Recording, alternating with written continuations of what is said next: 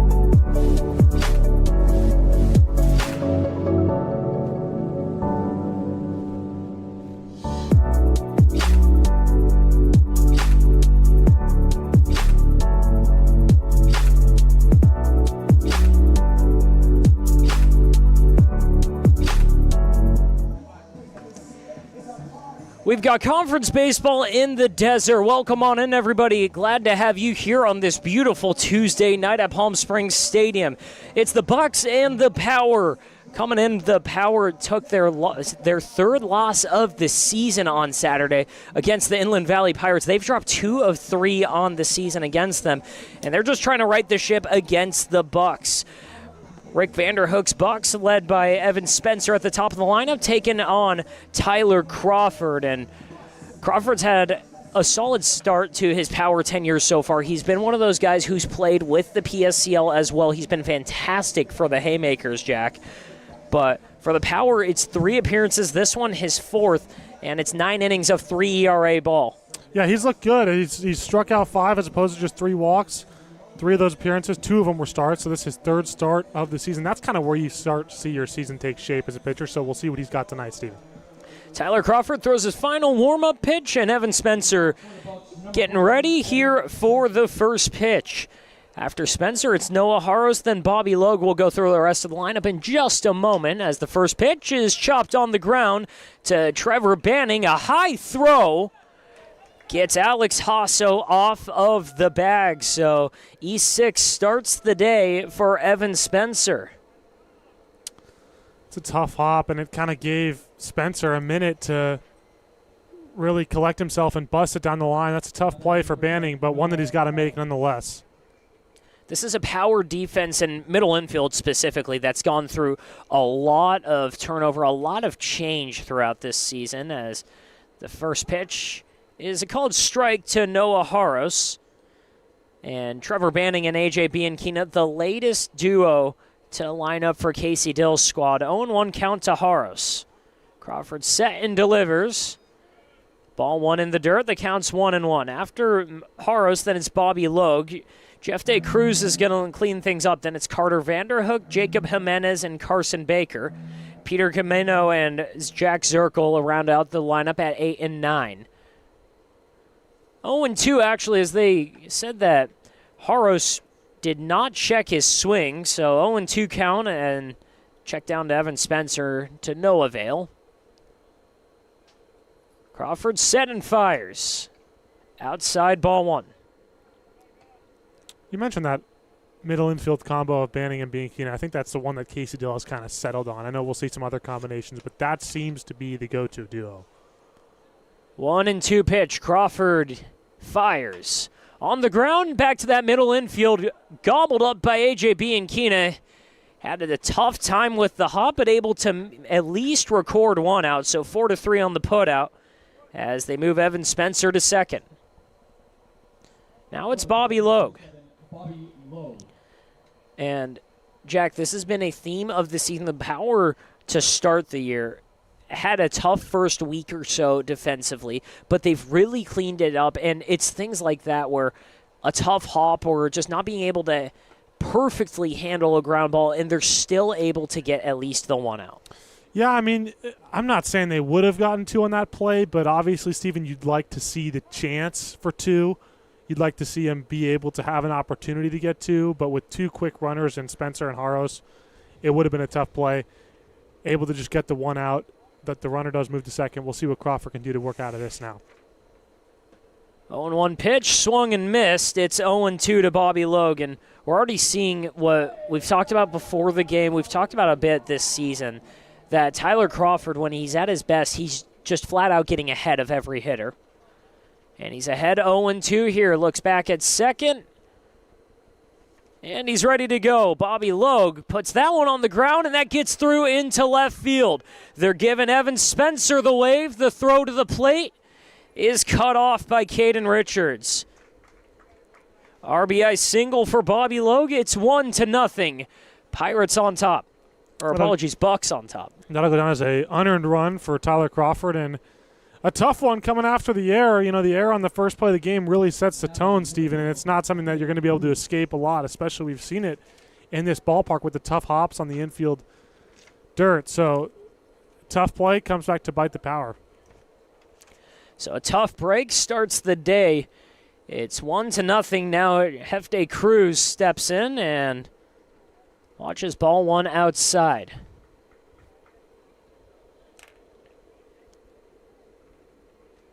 Cruz played in the last game that these two, or the last time these two faced off.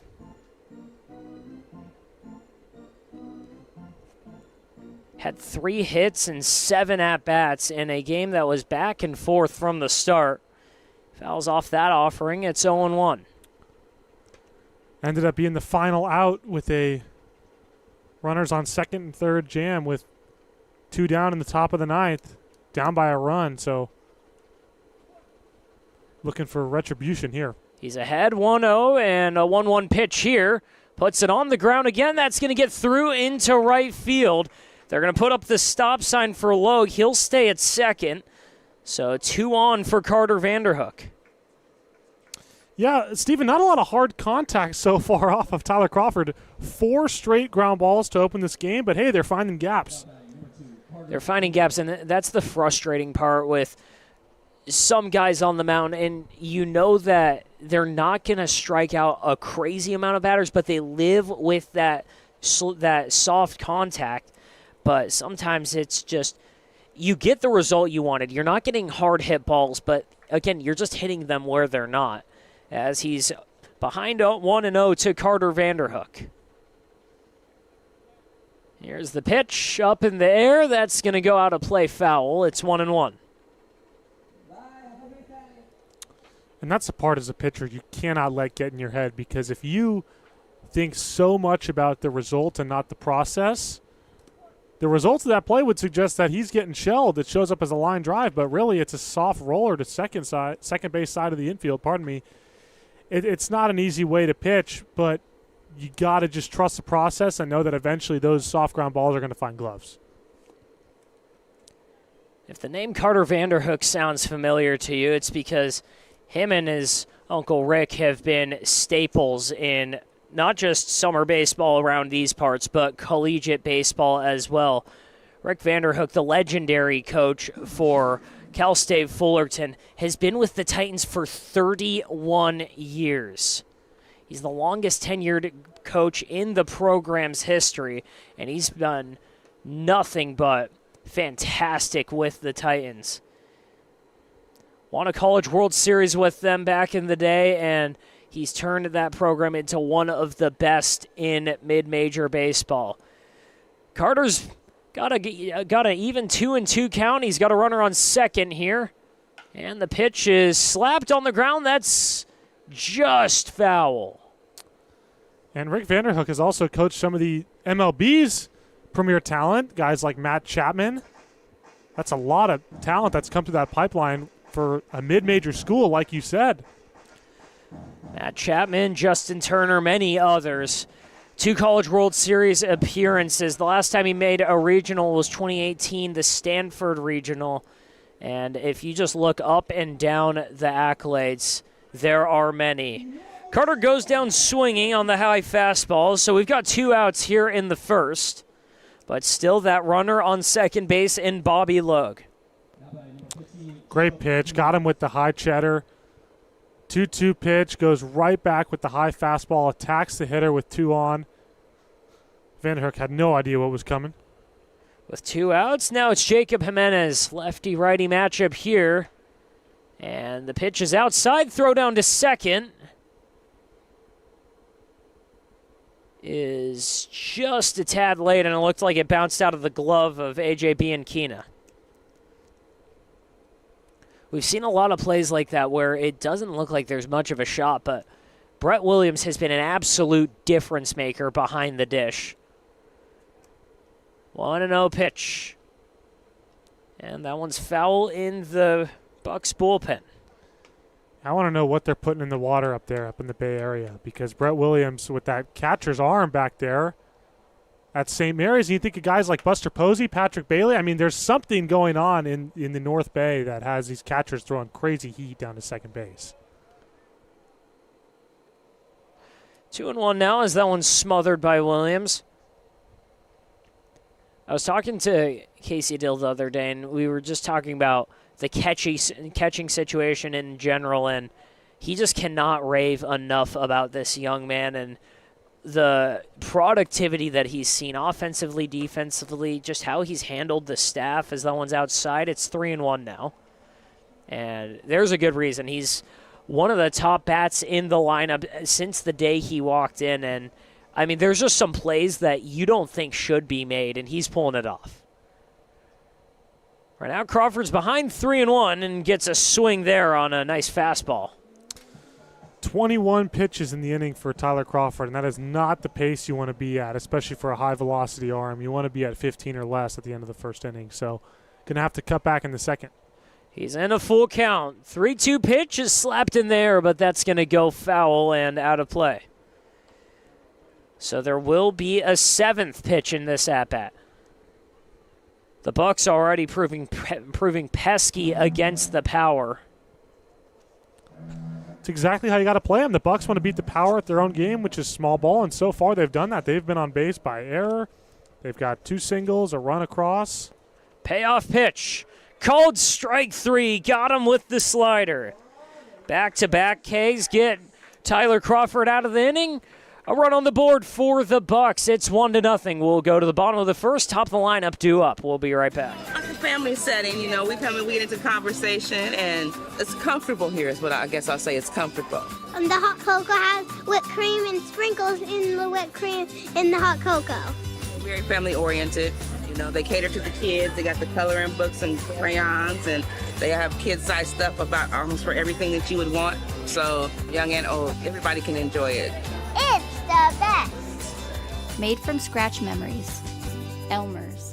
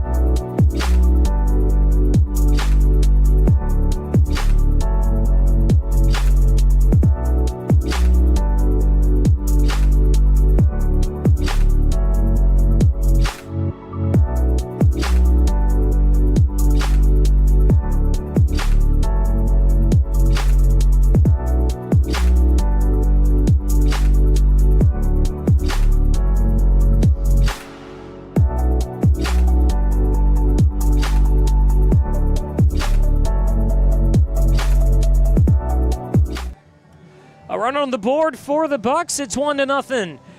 Power playing from behind here in the first. Trevor Banning stepping up against Colby Kramer. Welcome back, everybody. Stephen Buxton to my right is Jack Glennon. So glad to have you here. A beautiful night in Palm Springs and what should be a fantastic ball game ahead of us. 1-0, 2 hits on the board for the Bucs. So an error allowed Evan Spencer to score, and the first pitch is a called strike against Trevor Banning. Interesting we see Banning in this leadoff spot. I like it. See what this does. You got Banning at the 1, being Keen at the 9. You got 2 leadoff hitters. That's what every successful manager is doing in the analytical era. Not surprised to see Casey Dale do it at all. 0-1's fouled off. It's 0-2 now. Banning's not the prototypical leadoff hitter that you would see, or at least his stat profile isn't. He's a guy who's a great athlete. He can play up the middle. He can play all over the infield. He can even pitch a little bit. But you look at that leadoff spot as it's an 0-2 count here. And that one's on the ground to second base. Gloved over there. A strong throw down to first. Gets him in time. But you look at that batting average, and it's in the low 200s right now. You don't expect that to be your leadoff guy, but you see the profile. He hits the ball extremely hard. He runs really well. And if you look at his hit totals, just about almost all of his hits have been for extra bases. He's only got 1 single on the season, so he's been a machine as far as the pop goes. So right now, Casey Dill trying something new, trying to put him at the top and kickstart this offense, but it's up to Caden Richards now. And Jack, if we're talking about machines, Caden Richards has been one of the most consistent guys on this power squad so far. He had that red-hot start. He's gone hitless in 2 of his last 3, but he's just been so consistent, at bare minimum, able to get on base. He's able to move runners over. Everything seems like it's been productive. Well, that's where I was going to go, is he puts Banning in the leadoff spot to get guys in scoring position for this guy. Richards hits it hard, and it goes through the glove of the shortstop into left field. Evan Spencer not able to handle the heat. And that's exactly why. I mean, this guy just has a knack for driving runs in, right? He's got a way of getting, we talked about it in the pregame, of getting that hit. And that's something that the Power were really missing on Saturday, was that hit. We'll see if we can get it tonight. And a hard-hit ball off the bat of Caden Richards. What else is new? Setting up Brett Williams, the 3rd batter of the day.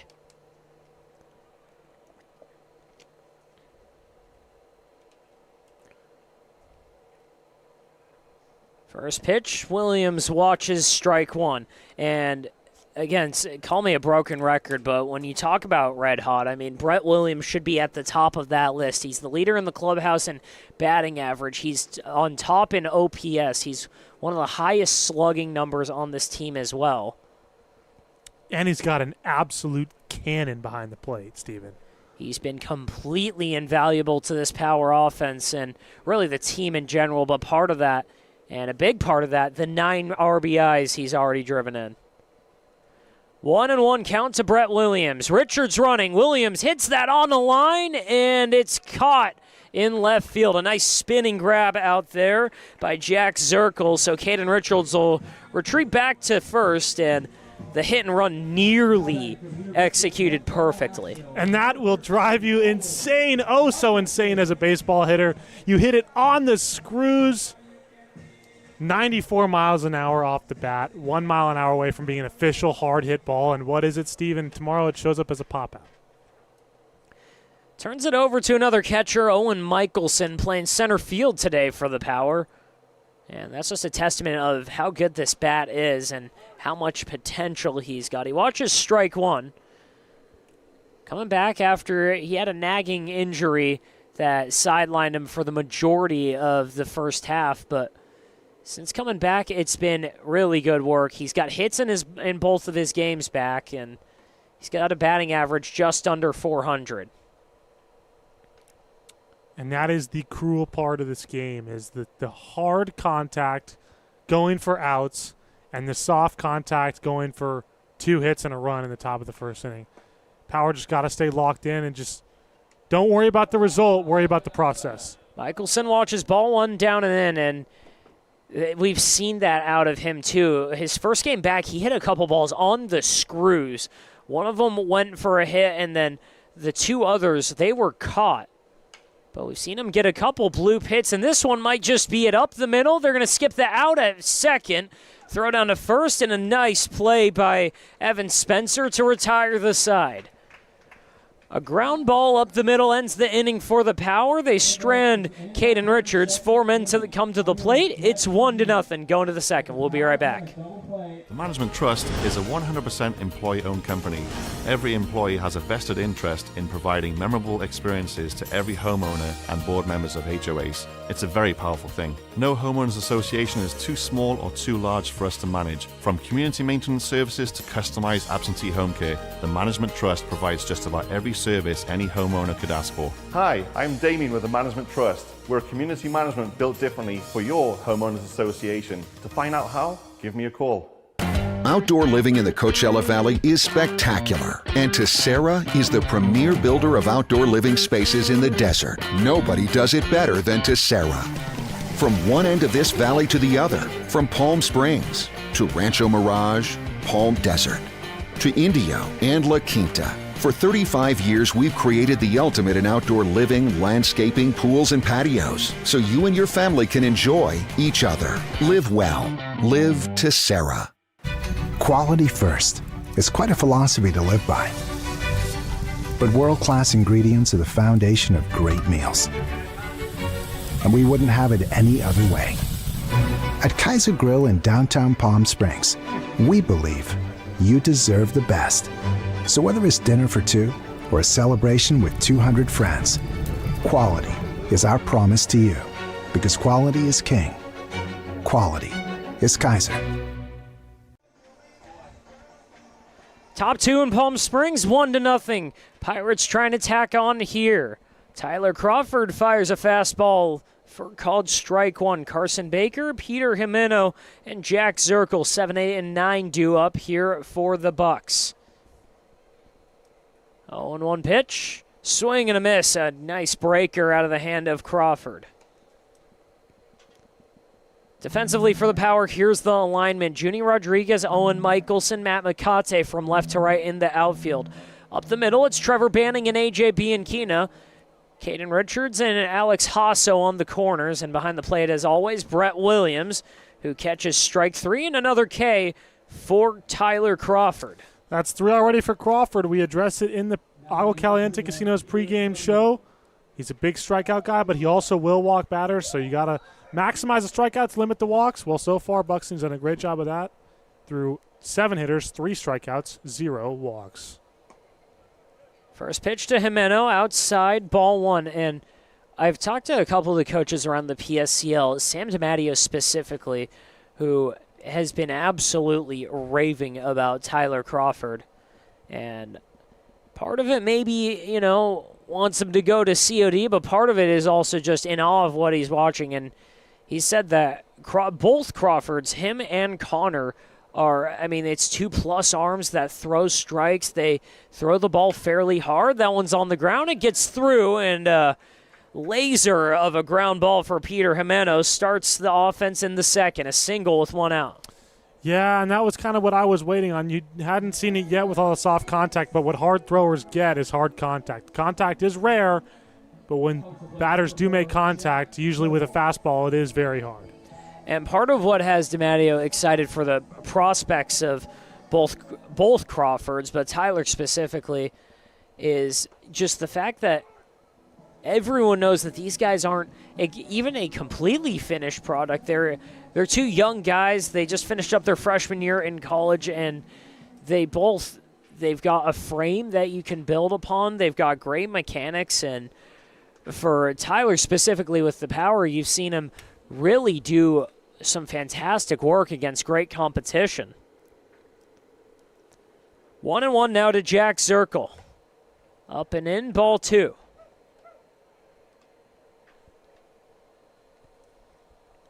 It's a fastball that's in the mid to upper 80s. It can touch 90. He's got a slider and a curveball. Pulls out the curveball, and it's below the zone, and a big swing by Jack Zirkle. He was looking for something else, Jack. Yeah, beautiful pitch. I mean, you get the fastball so many times, eventually you're going to say, to heck with it, I'm looking for the fastball, and that's exactly when Crawford mixes it up with the slider. Beautiful pitch. They check on Peter Jimeno, but slides back in safely, so still 2-2 to Jack Zirkle.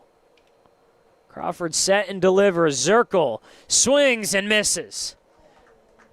4th strikeout of the day for Tyler Crawford, and he is rolling. Look out, Tyler Crawford's getting hot, man. 4 strikeouts, first time through the order.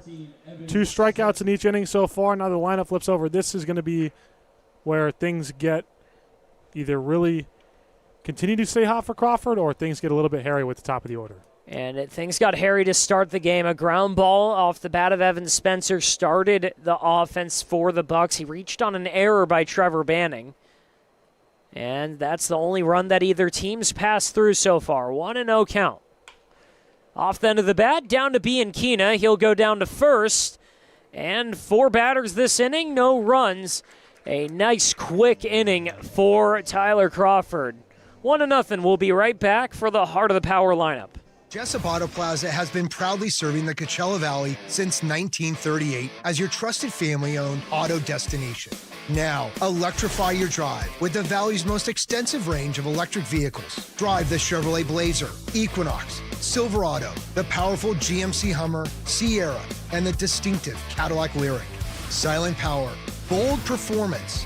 Electrify your drive. Jessup Auto Plaza. Since 1938, the EV brands you love, the family you trust. Hey, Coachella Valley, Patrick Summers here, General Air Conditioning and Plumbing. Spring is here and summer is right behind it.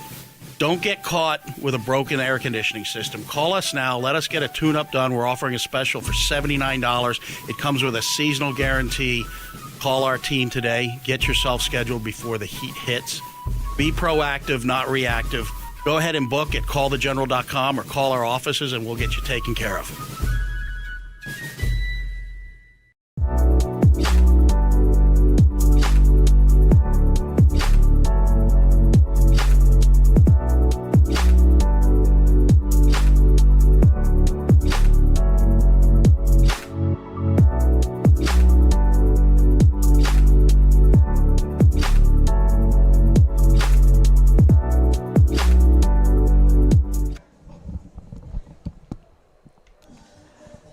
Power and Bucks facing off here in Palm Springs, bottom two. Welcome back, everybody. Jack Lennon joining me. I'm Stephen Buxton. And it's Junie Rodriguez, Alex Hasso, Matthew McCate, the first three due up. All against Kobe Kramer, who allowed the hit to Caden Richards. It was a hard hit ball, but aside from that, some loud contact led to some loud outs. First pitch from Kramer. Just catches the outer half. It's strike one. Junie Rodriguez out of Cal State San Bernardino has been fantastic for the Power so far. 355 batting average, an OPS approaching 1,100, and a lot of that is due to the plate discipline. 8 walks, just 5 strikeouts so far this season, but he's got some work to do here. He's behind 0-2. Middle of this power order, Rodriguez, Hasso, McCate got a lot of thump in it. We'll see if that hard contact translates to any hits. 0-2 pitch. Rodriguez watches it down and in. Started off as the starting left fielder for the Power, but did miss a couple of games after on the third he took a foul ball right off the foot. No major damage. It was just sore for a couple days, so got off his feet, but since he's came back and he has torn apart this schedule. 11 hits in his first 31 at-bats. And whether he's been in left field, whether he's, well, really, wherever you put him on the corners, wherever you put him in the lineup, he's produced. 2-2 pitch, smacks it in the air into right field. Going back on that, and it's going to get played off the wall by Cruz. Rodriguez trots into second with a stand-up double. Rodriguez is so impressive to me just because of how deep he works into counts, and that is translated in his .487 on-base percentage. Like we said, hard contact eventually is going to find places where defenders are not stationed, and that's a perfect example of that.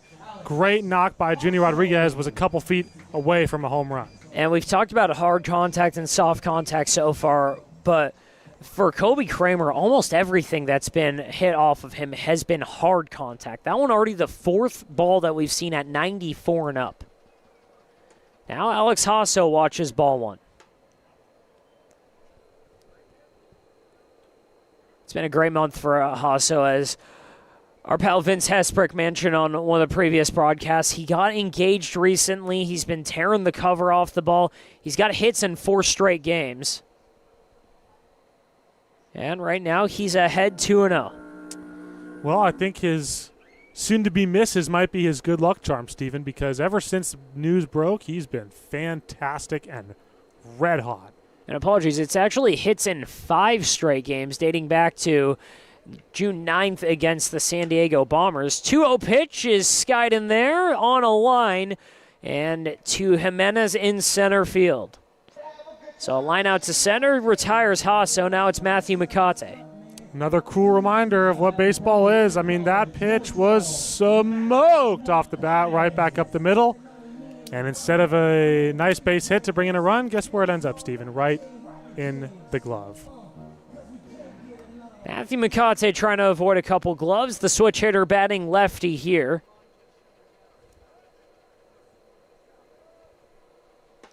And watches ball 1 down and in.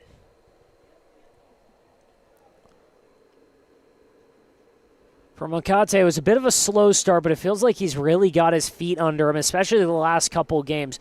5 hits in his last 4, including a 3-hit performance against the Victory. 1-0 pitch, a wide strike call, so it's 1-1 now. That was wide. That was about 2-3 inches off the plate, according to our TrackMan strike zone. Tough call. He had hits in 3 games in a row. That was snapped against the Pirates on Saturday. 1-1 popped up in there down the left side. And that's going to be caught by the third baseman, Baker, right up against the fence. So it'll lead the way to Amari Conley. And here's a guy who needs a hit, Steven, hitting right at 147, 5 for 34 with 5 walks.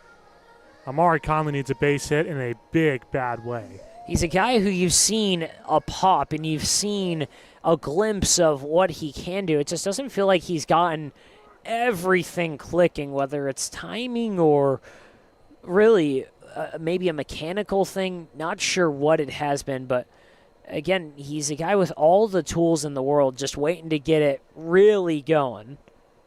Did have a hit last time out against the Pirates as he smacks that the other way. It's foul. And this has been the problem for him, is finding himself behind in counts before they even really get started, Steven. I mean, 0-2, you've seen the metrics in baseball over the years, how quickly your batting average drops when you go into an 0-2 count. And even for MLB guys, it's low in the hundreds. He's down 0-2 here. He's got 2 outs. Conley watches ball 1 down and in. And you mentioned he's been down in the count a lot. 8 strikeouts, just 4 walks in 34 at-bats this season. Trying to change that here. 1-2 pitch. Called strike 3 at the top of the zone. Colby Kramer freezes him and strands the runner on second. Power poking but not breaking through. It's 1-0 to the third we go. We'll be right back.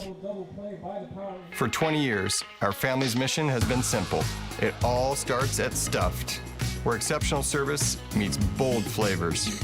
Every crust, a masterpiece. Cocktails crafted to perfection in an atmosphere that brings family and friends together. Stuffed pizza, dine-in or takeout. Savor and enjoy at our 2 locations. Quality, service, family legacy, it all starts at Stuffed. Whenever you find yourself hungry for something real, simple, and true, we're here for you. That's what a hamburger's all about. Monster Shakes, the best ice cream creations in the desert and only place in the world that serves all 10 flavors of Dole Soft Serve. The winner of the best soft serve and Noah Haros starts us off here in the third. Welcome back, everybody, here in Palm Springs. We've got the Bucks and the Power, and this should be a good one. Again, Power coming into the day 13-3 on the season, 8-2 in CPCL action, leading the charge in the division. And right now, Tyler Crawford behind 1-0 to Noah Haros. For the Bucks, they're 6-3 in CPCL. They're in third place, but not far off at all as that one skips inside. It's 2-0. Yeah, and we talked about it in the pregame and a little bit just now, how the Power have really been searching for that hit, capital T. And that ball is bounced on a line and almost takes out their first base coach. Look out down there. He's able to smother it like a champ. He fell more gracefully than I would have. But, I mean, they're already 2 innings into this ball game, 0 for 3 with runners in scoring position, and 0 for 5 with men on. So not off to the greatest start. They got to find ways to move guys over and move guys in. And he's fallen behind a guy who has not had a great time against the Power so far. Noah Haros, 1 for 7 in the 2 games. And he swings over that pitch and gets the count to full. He's 0 for 1 today, and this is a guy who you don't like to circle guys in the lineup, but after just 1 hit in the first 2 games, you're hoping you can deal with Haros easily. Flared the other way, that's going to land just foul. And finally, Crawford catches a break. More soft contact there, just 73 miles an hour off the bat, and it drops about 2 feet foul. I mean, just the way that this game has gone for Crawford, you're almost expecting that one to fall just on the wrong side of the line. It's Haros, Logue, and Hefte Cruz due up. Logue on deck right now, but he's going to have to wait for this full count pitch. Nobody on, nobody out. Tyler Crawford trying to finish him off. And he does. Swing and a miss on the breaking ball inside. 6th strikeout of the day for Tyler Crawford. Or apologies, 5th strikeout. I mean, Crawford is just mowing him down, and that makes it all the more important for the Power offense to find that hit, because you don't want to let this guy down when he's pitching like this. And you've got the guy in Bobby Logue who's the reason that Crawford's in line for the loss right now. That RBI single in the first, the only run of the game. And he's behind 0-2. And this is what we mentioned, Stephen. You talked about it. Get ahead in counts for Tyler Crawford. That will be the key. And you hit the nail on the head, my friend. He has gotten ahead of counts, and he has looked great. He's gone fastball slider here. What does he have with the 0-2 count? He's got 1 out, and Hefte Cruz on deck. 0-2. Goes back to the slider. This one a little bit harder, but it's down and in. 1-2 the count now. 1-0 the score. Bucks coming into Palm Springs trying to take down the Power again. 1-2, swing and a miss. Another slider, another strikeout for Tyler Crawford. This one is 6th. Well, Stephen, the one night we don't have a beer batter, look what happened. 6 strikeouts through 2 2/3. Incredible stuff from Tyler Crawford, just racking him up. I don't think the fans are going to be too hurt by that, though, because if my memory is correct, I'm pretty sure tonight is $4 beer night at the ballpark. You'd be correct. Hefte Cruz puts that on the ground to short. Trevor Banning down to first. And a 1-2-3 inning for Tyler Crawford. A quick inning to get the Power bats back up. AJ Bianchina going to lead us off for the 3rd. For 20 years, our family's mission has been simple. It all starts at Stuffed, where exceptional service meets bold flavors. Every crust, a masterpiece. Cocktails crafted to perfection. In an atmosphere that brings family and friends together. Stuffed pizza, dine-in or takeout. Savor and enjoy at our 2 locations.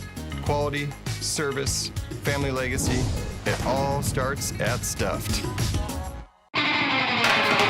Whenever you find yourself hungry for something real, simple, and true, we're here for you. That's what a hamburger's all about. Monster Shakes, the best ice cream creations in the desert and only place in the world that serves all 10 flavors of Dole Soft Serve. The winner of the best soft serve and smoothies, home to the world's best date shake and other fun creations like ice cream nachos and the cotton candy burrito. For a limited time, come in and try your luck. Any soft serve that weighs exactly 16 ounces is free. Monster Shakes in Palm Springs and Cathedral City facing the Mary Pickford. Franchise opportunities available too. Monster Shakes, a delicious mess. Welcome back to bottom of the 3rd inning. AJ Bianchina leads us off. Colby Kramer back out for his 3rd inning of work, and we're going to have a little bit of a delay here.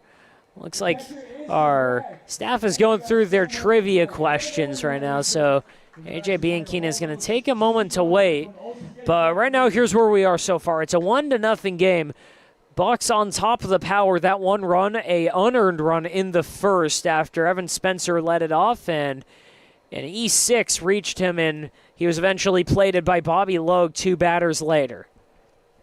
First pitch, a called strike after the delay. AJ Bianchina down 0-1. And Jack, AJ Bianchina, he had a fantastic start to the season, but it's been a bit of tough sledding the last couple games as he hits that one hard, but it's foul. Yeah, Stephen, the problem that these guys in the lineup who are batting towards the end of the lineup have had, I mentioned it with Conley, and Bianchina's had the same problem, getting behind in counts early. And he started off hot, his batting average all the way down to 208. That's just not going to cut it for a Casey Dillard team that loves to play small ball. but we know that Bianchina can put the ball in play. But an OPS of 651 just does not suggest the player that we know that he is. So this is a guy who needs a base hit and quick. He had 9 hits in his first 6 games. Bianchina watches ball 1, down and in. It's 1-2 now. But since then, it's been 7 games and just 2 hits. He's looking for his first knock since the 12th against the Bucks. 1-2 for Bianchina. In the air, that's popped up down the left side. Tailing foul, and it's going to be caught by Spencer. P6 at 5 in foul territory, so Evan Spencer retires A.J. Bianchina. They turn it over to Trevor Banning. Another tough AB for Bianchina. Doesn't work it too deep. 1-2 goes after. Pitch on the inside part of the plate, and guess what? Gets jammed. It's tough. You know, when you're slumping, it gets really hard to break out of it the longer it goes. But I have no difficulty believing that he will. First pitch called strike for Banning, and it's not a question of if he can, but it's always a question of when are some of these guys going to get the chances to, because this power team's been getting such a surge of talent coming in over the last couple weeks. It's just hard for some of these guys to get at bats because there's just so many talented players. A 1-on-1 count on Trevor Banning. But if you look up and down the lineup, there's only 3 guys in this lineup who don't attend a Division I college. Yeah, I mean, that's what I think can contribute to slumps as well, actually, is when a player's slumping and managers move him in and out and all over the lineup, and I think Casey Dill has done a really good job of not doing that. It can kind of shoot a player's confidence when they have 2 or 3 bad games, and next thing you know, they're out of the lineup the next 3 days. But Casey Dill has kept his players in the lineup, Bianchina included, so that's really helped. 1-2 outside, ball 2 now for Trevor Banning, who grounded out to start the game. After Banning, it's Richards. If one of them can reach, Brett Williams. Richards just 1 of 2 hits for the Power so far. 2-2 to Banning. Up high, and he's worked it full.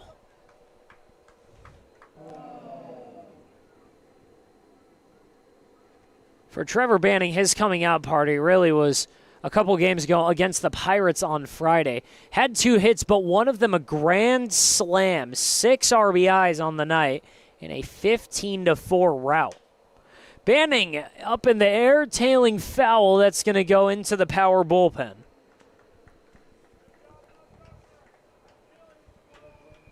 And you mentioned it, though, the ability for some of these guys to work deep counts. Banning right now about to see his 7th pitch. I mean, it's important, right? Anytime you can work deep into a count, makes a pitcher work harder, gets in his head, ticks him off a little bit more with each progressive pitch. So, payoff pitch slapped in there. That's going to go into the glove of Jimenez on the run. He had to go a long way, Jack. Yeah, and Steven, that ball was crushed for real this time. 98 miles an hour off the bat. And again, where does it find itself? In the glove of the center fielder. Another really nice play by Jimenez. Nothing you can do but tip your cap. But it gets frustrating, Steven, when that's the result you're going to have. And maybe it's just looking to be one of those nights. Folks, find yourself someone who cares as much about your hard lineouts as Jack Glennon does.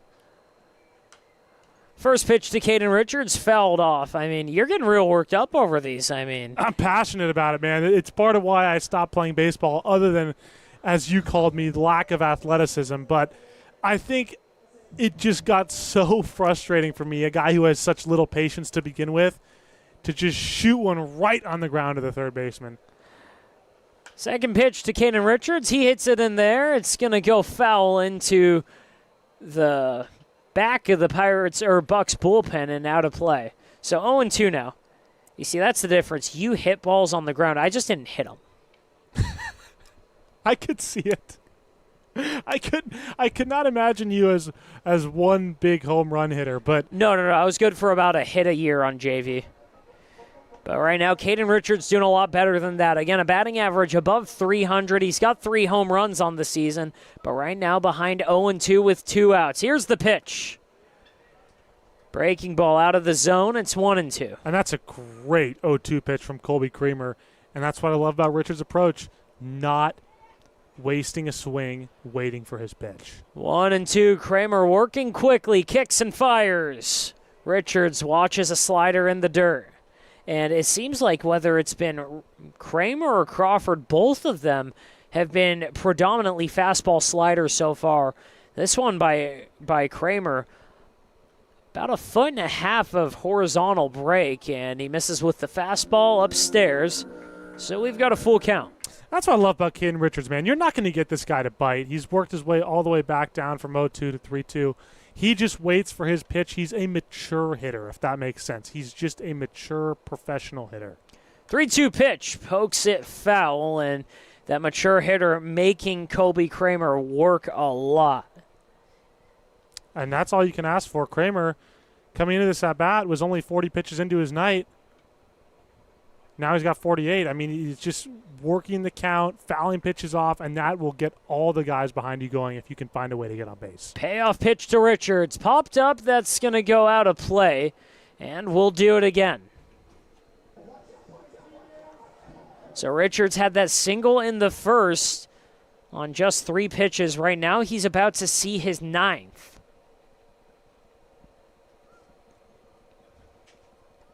It's been a grind of an at-bat, and at bare minimum, it's getting Rick Vanderhook to pay a little more attention to the pitcher warming up in his bullpen. How much longer will they give Colby Kramer? He's ready with the payoff pitch. Here it is.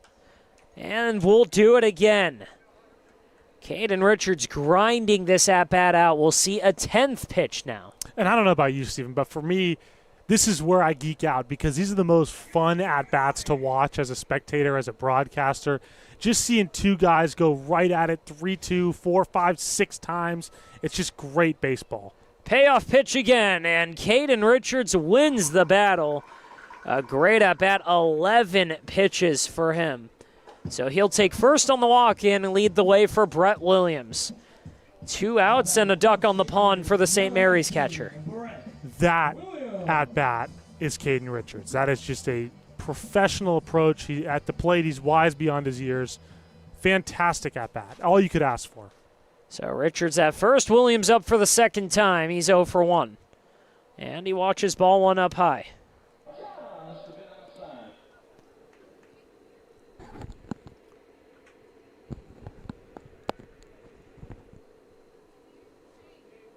For Brett Williams, he beat up on the Bucs the first 2 times seeing him.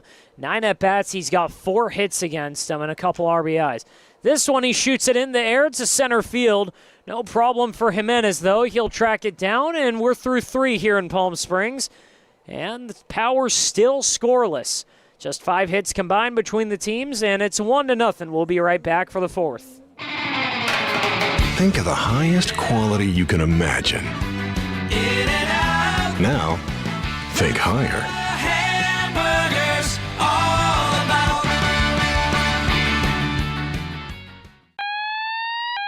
Thank you for calling the Sandwich Spot. Is this a sandwich emergency? It's a sandwich emergency! Great sandwiches made with love. The Sandwich Spot. Love all, eat all. Located in downtown Palm Springs inside of the Henry Frank Arcade. Jessup Auto Plaza has been proudly serving the Coachella Valley since 1938 as your trusted family-owned auto destination.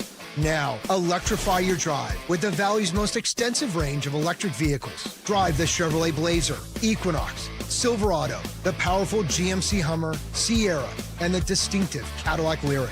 Silent power, bold performance. Electrify your drive. Jessup Auto Plaza. Since 1938, the EV brands you love, the family you trust.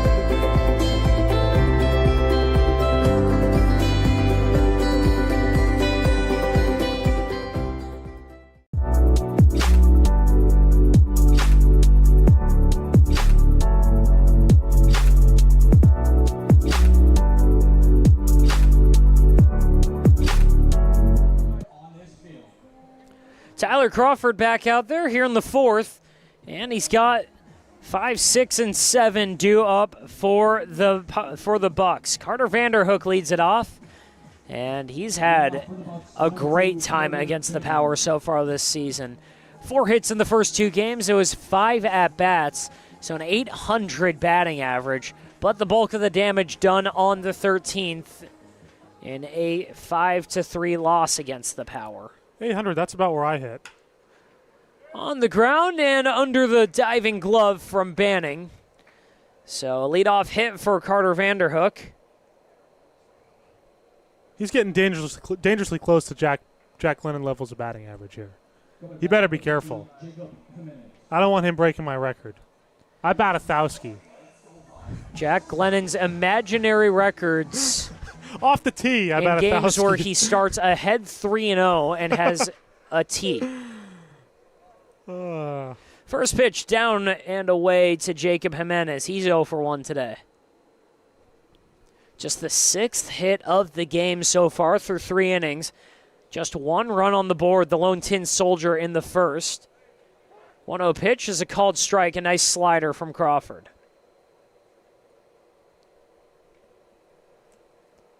For Crawford, it's been the fastball and slider. He's dipped in the curveball a couple times, but that slider's been his bread and butter, and we see it again. 1-2 now. Fastball slider, in my opinion, is the best 2-pitch combo in the game. It's just the off speed of the slider and the movement of the slider mixed with the high velocity and the consistency of a fastball. Nothing better. And next you're going to tell me that you throw a 93-mile-an-hour slider in your draft in the first round. 94, actually. Oh, okay, thank you. Get it right. 1-2 from Crawford. Popped up, and that's going to go out of play, so we'll do it again. Crawford already struck out Jimenez the first time. 1 of 6 on the day. He struck him out looking in a full count in the first. 1-2 pitch here. Crawford delivers. Swing and a miss. Got him again. Number 7 on the day for Crawford. And Jack, what's impressed me so much, it's not just been the swing and miss. He's got a couple looking, but he has just been churning through this Bucks lineup. Really, again, the only blemish, that unearned run in the first. Just able to change speeds with such ease. It's been so impressive. And that run in the first, it's unearned. I mean, even if the Power were to go on to lose this game 1-0, he would still collect the loss. But hopefully that Power lineup can get going and get this guy the run support that he has earned. 1-0 pitch. Slider finds the zone. It's 1-1. They've got a runner on first, so a big chance for a ground ball and a double play. The Power defense looking ready. A.J. Bianchina just a couple steps away from the bag. 1-1. Fastball below the zone. It's 2-1. Tight zone tonight, partner. It really is. And Crawford has done such a great job of nibbling, but there's only so much you can do with a tight zone. Pick back down to first, but not in time. A nice quick move by Crawford, but he did not catch Vanderhook asleep. 2-1 pitch. Big cut there. It's 2-2.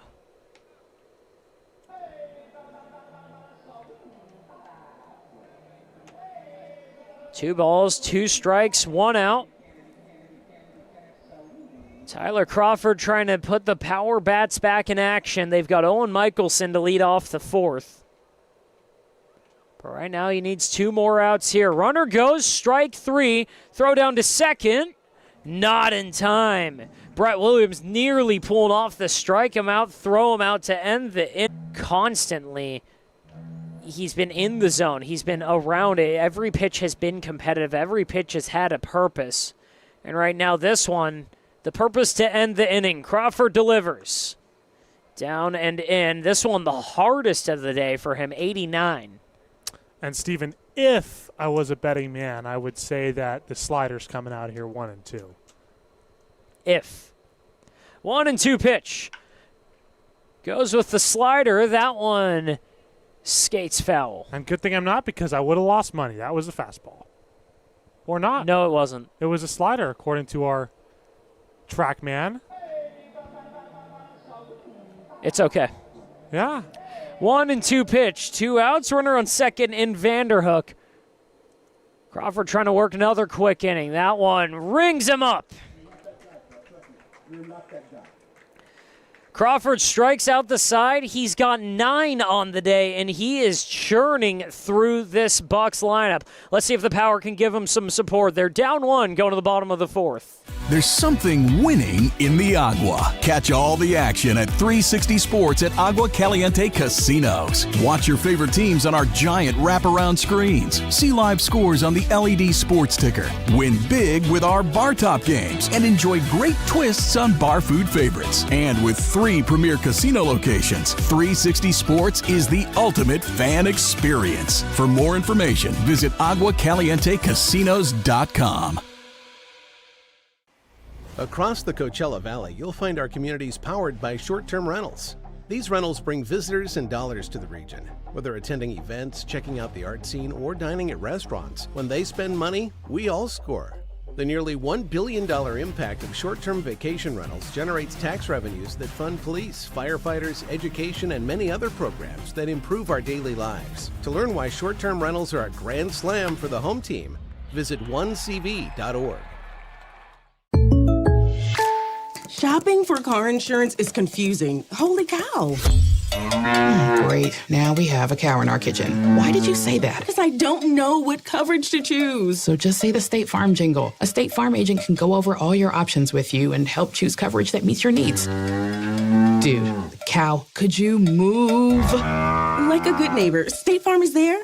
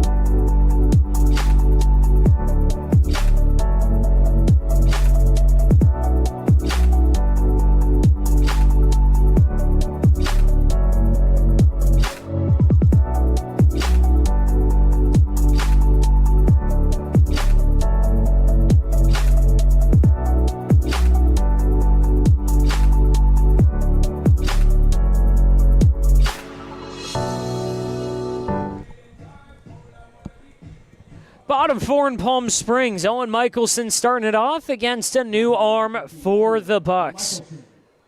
Joshua Carrasco, number 43, taking over after 3 strong innings from Colby Kramer. No runs on the board against him, just 2 hits, and he's in line, or he's not yet in line for the win only because he didn't pitch enough innings, but he's got this Bucks team exactly where he wants them, and right now Carrasco got a 1-1 count on Owen Michelson.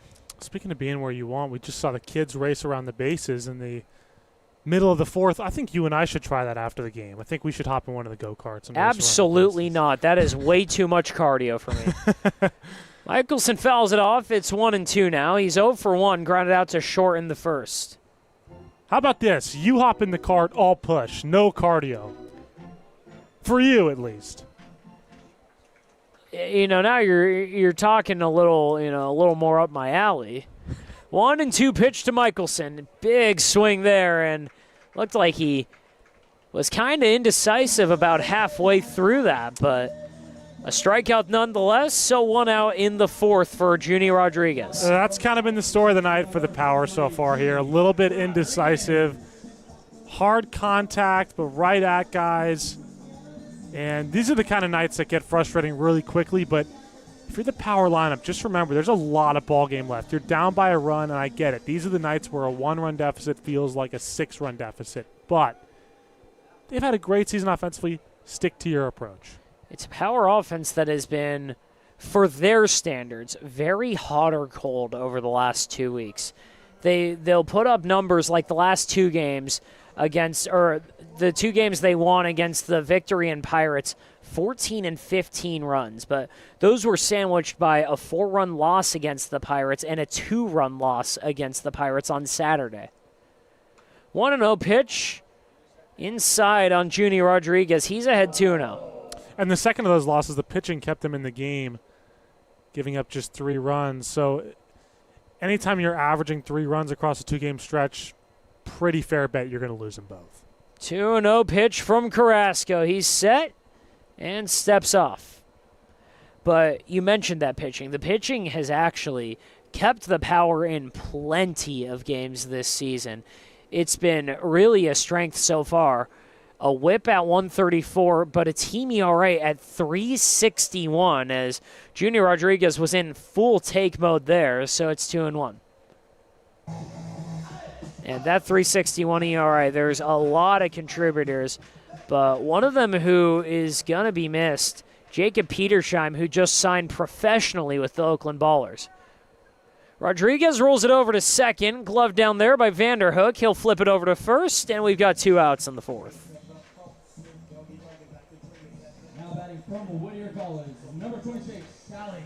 Moves the line to Alex Hasso.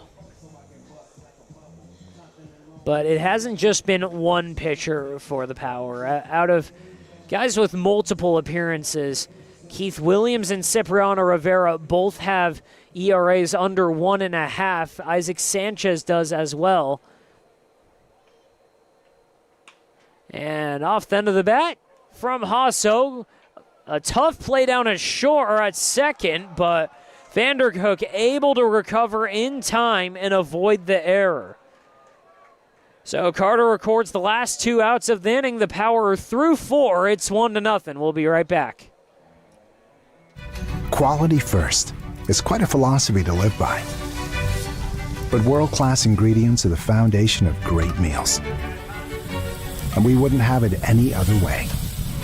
At Kaiser Grill in downtown Palm Springs, we believe you deserve the best. So whether it's dinner for 2 or a celebration with 200 friends, quality is our promise to you. Because quality is king. Quality is Kaiser. Outdoor living in the Coachella Valley is spectacular, and Tessera is the premier builder of outdoor living spaces in the desert. Nobody does it better than Tessera. From one end of this valley to the other, from Palm Springs to Rancho Mirage, Palm Desert, to Indio and La Quinta. For 35 years, we've created the ultimate in outdoor living, landscaping, pools, and patios, so you and your family can enjoy each other. Live well. Live Tessera.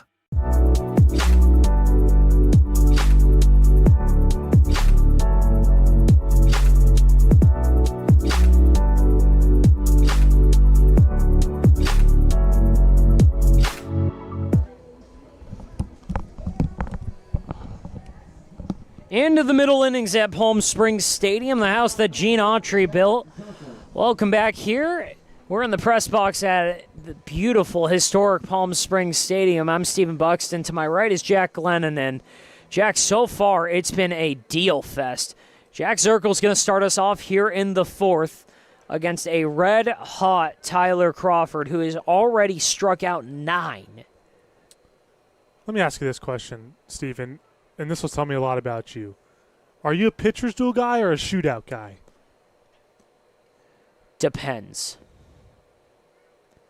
If it's for the team I've got a rooting interest for, probably a shootout. 1-1 after a big swing by Jack Zirkle. He's struck out already today. He was the 4th of the day for Tyler Crawford. That was in the 2nd. And he gets ahead of him, 1-2 now. A great slider by Crawford. And we talked to really just about everyone in this booth. Our statistician, Liam, and Vince over to our left, you and me as well. But it's been the slider for Tyler Crawford that's been really impressive so far tonight. Absolutely. It's been his put-away pitch, but he's also been using it earlier in counts than I would have thought. And that is what's led to some of the success that he's seen because he's confusing pitchers and working them backwards. 2-2 pitch. Goes to the slider, gets another K, and it's 10 on the day for Tyler Crawford. And 4 straight, and get this, 6 of his last 7 outs recorded, punch outs, 2 of which were looking. He struck out 10 of his last 14 batters, and really, he's only had 4 balls put in play since the first. Incredible stuff. Back to the top of the lineup, Evan Spencer for the third time. He's 0 for 2, but he scored on an error in the first. Again, the only run of the game, this game that has been so well pitched throughout. An unearned run in the first, the only damage against Crawford. He goes up and in on him. That's ball 1. And this is why it's so imperative that power lineup just calm themselves down and find their approach and find the groove that they've been so good at having this entire season, because Tyler Crawford is dealing, and against a good CPCL team, this is not a performance you want to let go to waste. And you mentioned good CPCL team. This is a team that's in third place, but they're 6-3 in league play. 2-1 pitch. Popped high in the air above center field. Owen Michelson drifting back, and he'll take that for out number 2. So believe it or not, Jack, Tyler Crawford doesn't have to strike out every hitter he sees. And it's so good to see Owen Michelson back. He can do so much. He can catch. He can play the outfield. His versatility as a fielder is so valuable to this team that's still kind of trying to find out what mixes and matches and meshes well and what doesn't, and having Owen Michelson back to kind of give Brett Williams a day off behind the plate, play center field, it gives this team so much flexibility defensively. And this isn't anything new. He's originally, from day one, he was listed on our player spreadsheet as a catcher and outfielder. He came into town as the primary catcher, but part of that was also because Brett Williams, Nick English, really everyone else wasn't here. Owen Williams was pretty much the only catcher, but he missed some time, and right now he came back, and he's back in a role that UNC Asheville used him in a ton.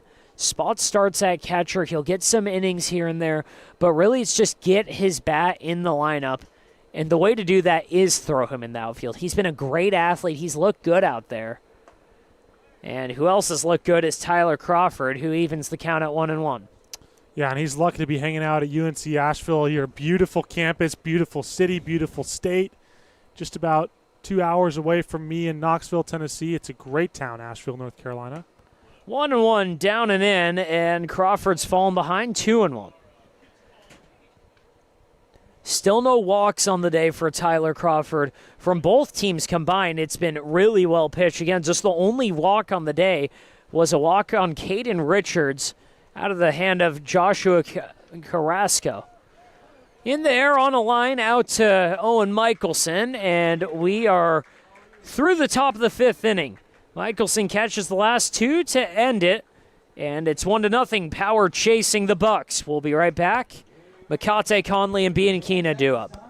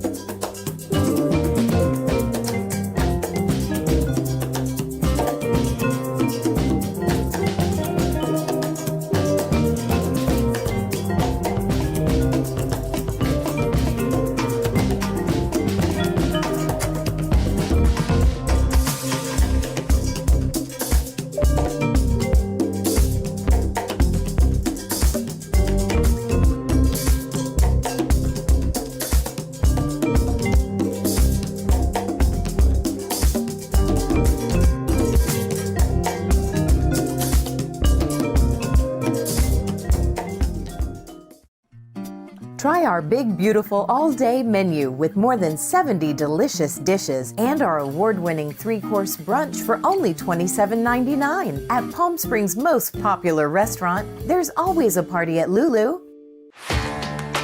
Whether you're building, landscaping, renovating, refreshing, or simply researching. 1-0 Power punching up against the Bucks here in Palm Springs Stadium. Welcome back, everybody. Bottom of the 5th, we're halfway home in Palm Springs. And it's Matthew McCate, Amari Conley, AJ Bianchina, the first 3 due up. Everyone's still looking for a hit, just 2 on the board for the Power. The Bucks haven't seen a ton more, but they are playing from ahead thanks to an unearned run. First pitch from Carrasco in his second inning, downstairs, ball 1.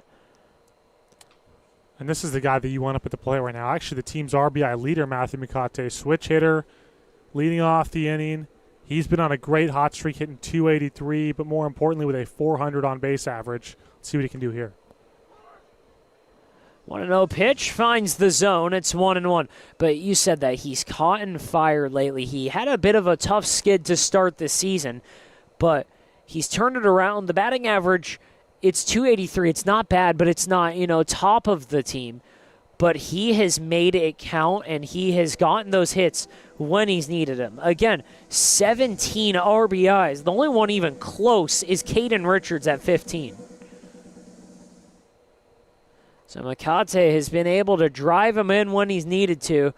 Right now he's got no one to drive in, but he's trying to set up this lineup. Ground ball down to second base. Carter Vanderhook throws it down to first. It does take Haros off the bag, but he's able to tap it in time.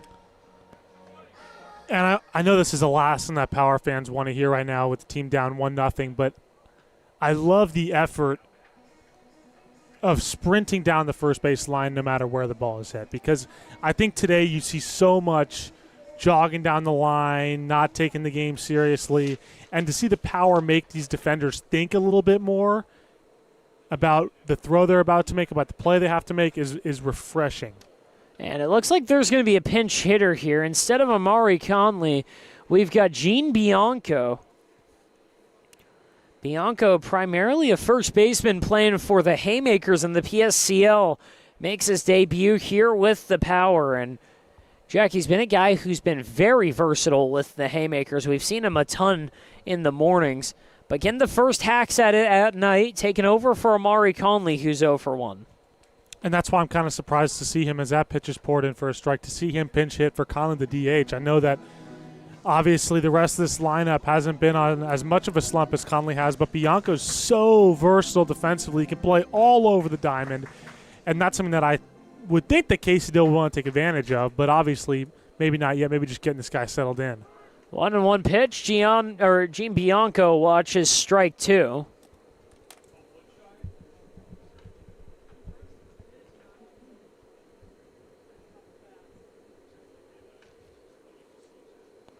Bianco with the Haymakers batting .385 for a team that has not struggled to get base runners. They have not struggled to hit the ball. They just haven't been able to do it timely, struggling to get those runs in. But if you look up and down that lineup, a ton of gaudy numbers in the batting average, the slugging, just not a ton of RBIs. But Bianco, one of the standouts there. 1-2 pitch, and he watches a curveball fall out of the zone. And again, Steven, it extends to all levels of baseball. The PSCL, the Palm Springs Power, the CPCL, the MLB, Division I, Little League, T-ball, I don't care. It's about getting that hit. That is so difficult for so many lineups, and that's what the Power struggle with tonight. 2-2 out of the zone again, so Bianco's worked it full. And again, he can't get that hit right now. Nobody on base, just one out here in the 5th. But a payoff pitch here. He could set up something for AJ Bianchina. Trevor Banning lurking in the shadows. With one out, 3-2 pitch is cranked in there, but that's going to get pulled foul and out of play into the parking lot. Out of Mercer County Community College, a sophomore there, 6'2", 205 pounds. Plays corner infield, can go in the outfield as well. He's fighting here early in his first at-bat. 3-2 count, couple of foul balls. Payoff pitch from Carrasco. Bianco tags it in the air, high in the air, just behind the infield. Spencer's going to camp under it, and we've got 2 outs. So some soft contact retires the first 2. Now it's A.J. Bianchina trying to break his slump.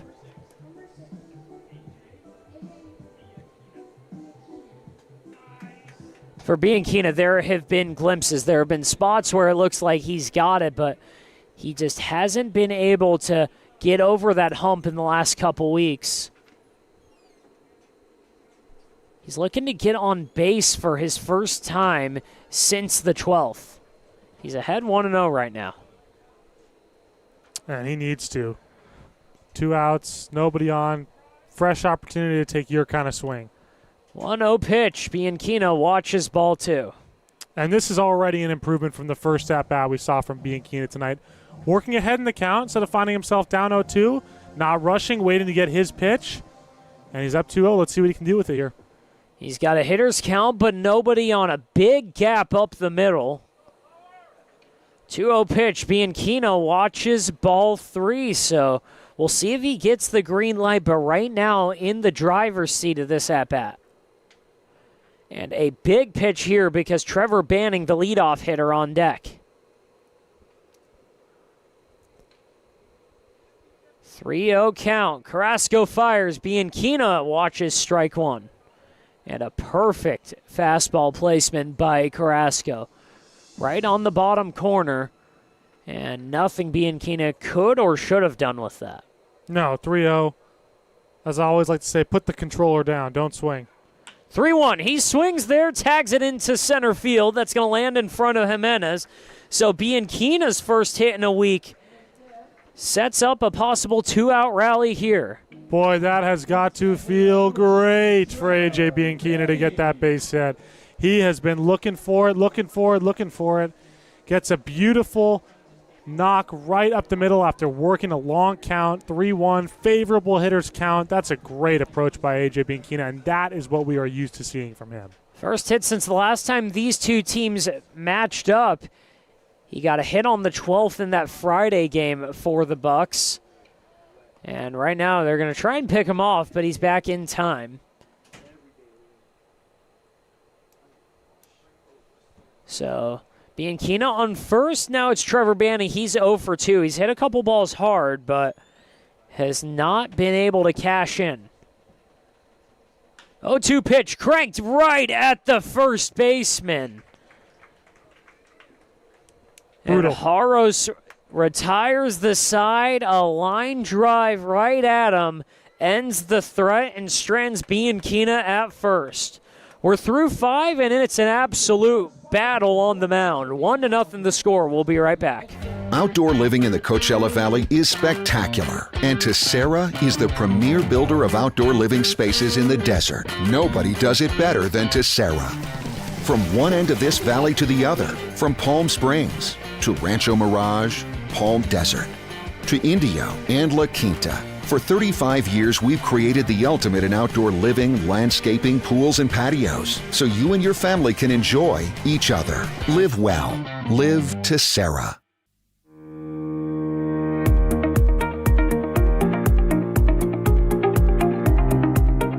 Hello, Power Baseball fans. At SBMP Attorneys, we believe in the power of community. And that's why we proudly support the Palm Springs Power, our hometown baseball team. After a memorable championship season in 2024, capping off the team's 20th anniversary, we're all very excited about the 2025 Power team. SBMP Attorneys and the Palm Springs Power are two teams that are committed to excellence, community, and the spirit of winning. We'll see you all at the ballpark.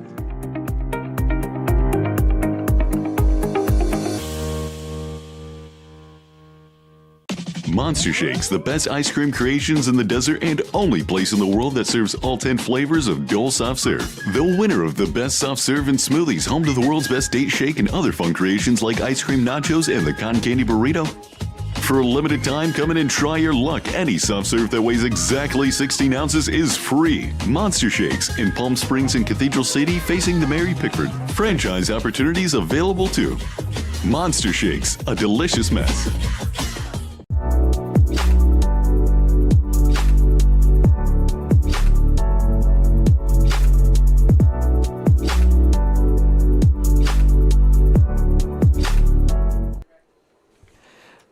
Power go to the bullpen. Tyler Crawford's day is done.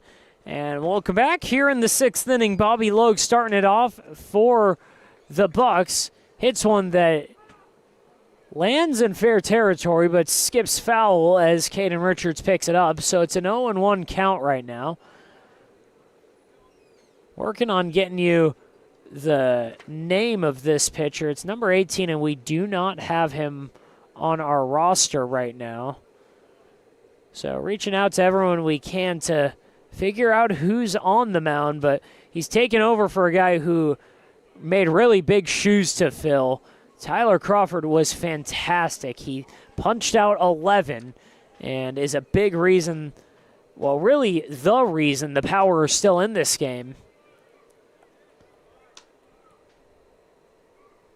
Yeah, and he will not qualify for the win, which is heartbreaking. Threw 70 pitches across 5 innings pitched after throwing 24 in that first inning. Worked so quickly, was fantastic, and just heartbreaking result for a great outing. That one's in there and going to land in the gap. So a leadoff single starts the inning for the Bucks. Bobby Logue's second hit of the day. Once again, soft contact is exactly what you want, but it's popped out right into right center field, exactly in between Bianchina and Makate that neither one could get to. So a nice base hit there from Logue on a good one-strike approach.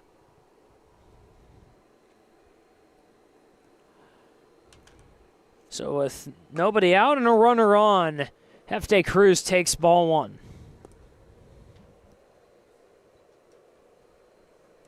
For the Power, it's been bend but don't break on offense, and they haven't been able to break through. They've been silenced so far by this Bucks pitching staff that has been fantastic tonight.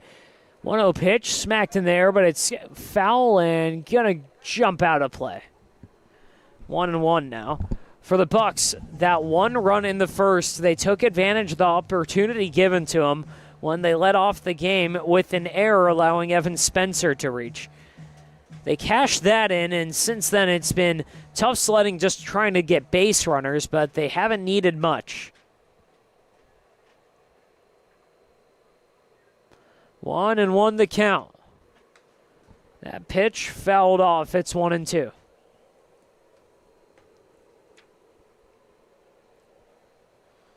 Yeah, the Power, their last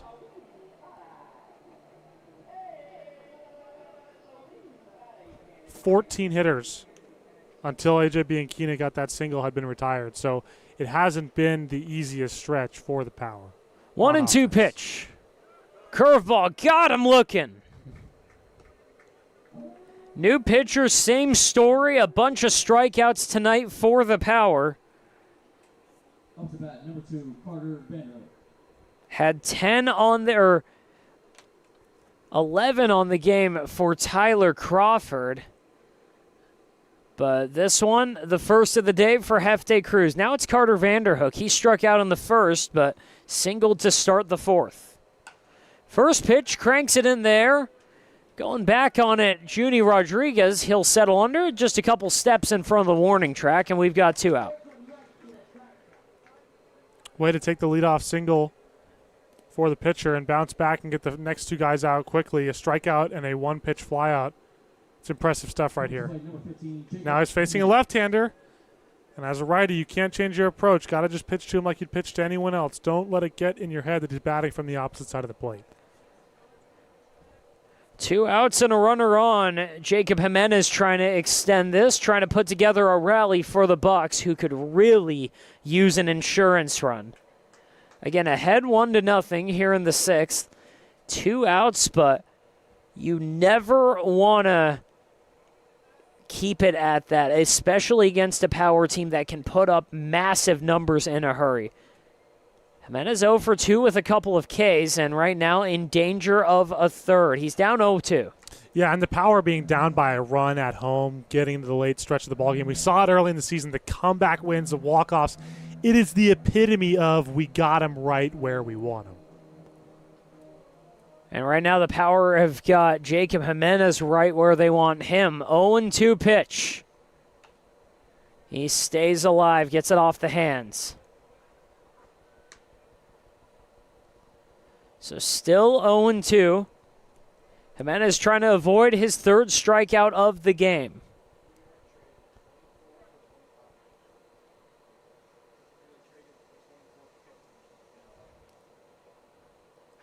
Oh, 0-2 pitch, 2 outs. Here's the pitch.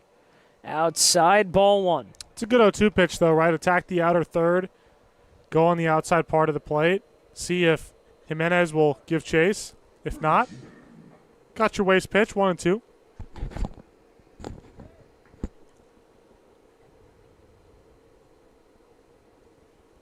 One and 2 pitch. Jimenez watches ball 2. And it's something that he's done well so far. Again, he is 0 for 2 with 2 strikeouts, but he did work both counts. The first one was a full count, and the second one he saw 6 pitches. Right now, he's about to see his 6th. 2-2 pitch. Swing and a miss. The breaking ball got him there, so third strikeout of the day for Jimenez. Another 0 on the board for Power pitching, but they're still playing from behind. 1-0. Bottom 6 we go. Outdoor living in the Coachella Valley is spectacular, and Tessera is the premier builder of outdoor living spaces in the desert. Nobody does it better than Tessera. From one end of this valley to the other, from Palm Springs to Rancho Mirage, Palm Desert, to Indio and La Quinta. For 35 years, we've created the ultimate in outdoor living, landscaping, pools, and patios, so you and your family can enjoy each other. Live well. Live Tessera.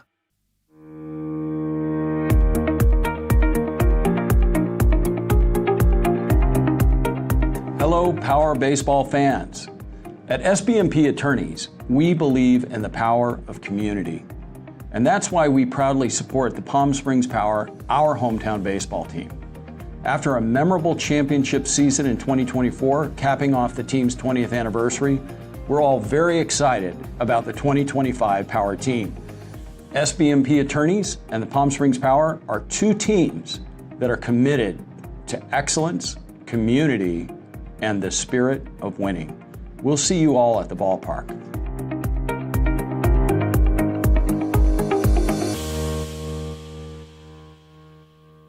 Monster Shakes, the best ice cream creations in the desert and only place in the world that serves all 10 flavors of Dole Soft Serve. The winner of the best soft serve and smoothies, home to the world's best date shake and other fun creations like ice cream nachos and the cotton candy burrito. Bottom 6 here in Palm Springs. Caden Richards going to take over and start us off against Joshua Carrasco, who's in his 3rd inning of work. And apologies for last inning. We just didn't have the number on Caleb Ortiz, who was on the mound for the Power last inning. The COD right-hander did a nice job and put up another 0, as Power pitching has done recently. And today it has been outstanding. Tyler Crawford went the first 5.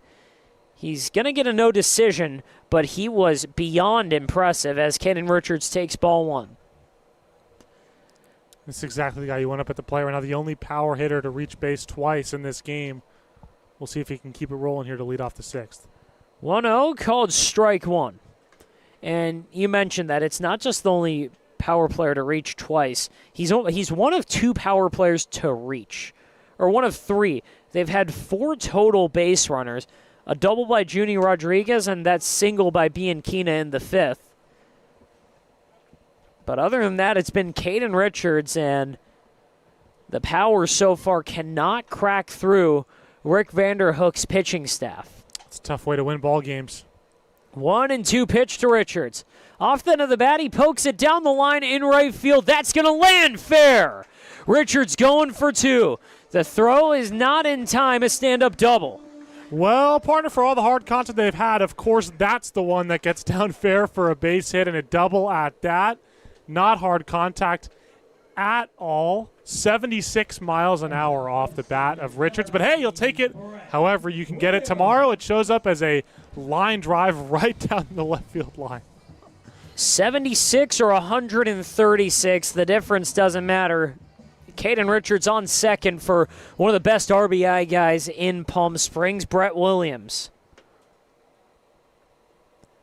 A 1-0 game, the tying run on second base. First pitch to Williams, called strike one. He's 0 for 2 today. He's flown out to left and center. But we've talked about it all season long that is the strength of Caden Richards, his ability to go the other way, and not just go the other way with slap hits like that, but able to do it with authority. 0-1 pitch to Williams, skies it in there above the infield. A pair of defenders coming in. It's going to be Haros who retires Williams. We've got one out. That's a critical out number one for Carrasco, because the goal is to get this tying run across sooner rather than later. And you want to move the guy at least over to third to set up a sac fly or a sac bunt. Instead, a pop-out accomplishes nothing, does not move him over, and it acts as a strikeout. Well, from Williams to Michelson now, who struck out his last time up. Power right where they want to be, in the heart of their lineup. Again, Richards, Williams, and Michelson, the first three due up this inning. Junie Rodriguez on deck. Right now, Michelson's only goal, either get on or drive in Richards at second. With one out, Michelson tags one into left field, going back, and that's over the wall. A 2-run bomb for Owen Michelson. And the Power take the lead in the sixth. Well, it's that hit that we've been waiting for a few days now, Steven, and they finally got it. Welcome back, Owen Michelson. My goodness. 94 miles an hour off the bat, 400 feet over the left field wall. In that one, it wasn't a question of did it have enough. It was a question of, was it hit too high? I mean, that thing got up in the air and just kept going. The wind not blowing at all today, so that's not a factor, but Michelson saw one up and in and did not miss. His first home run of the season puts the Power ahead 2-1.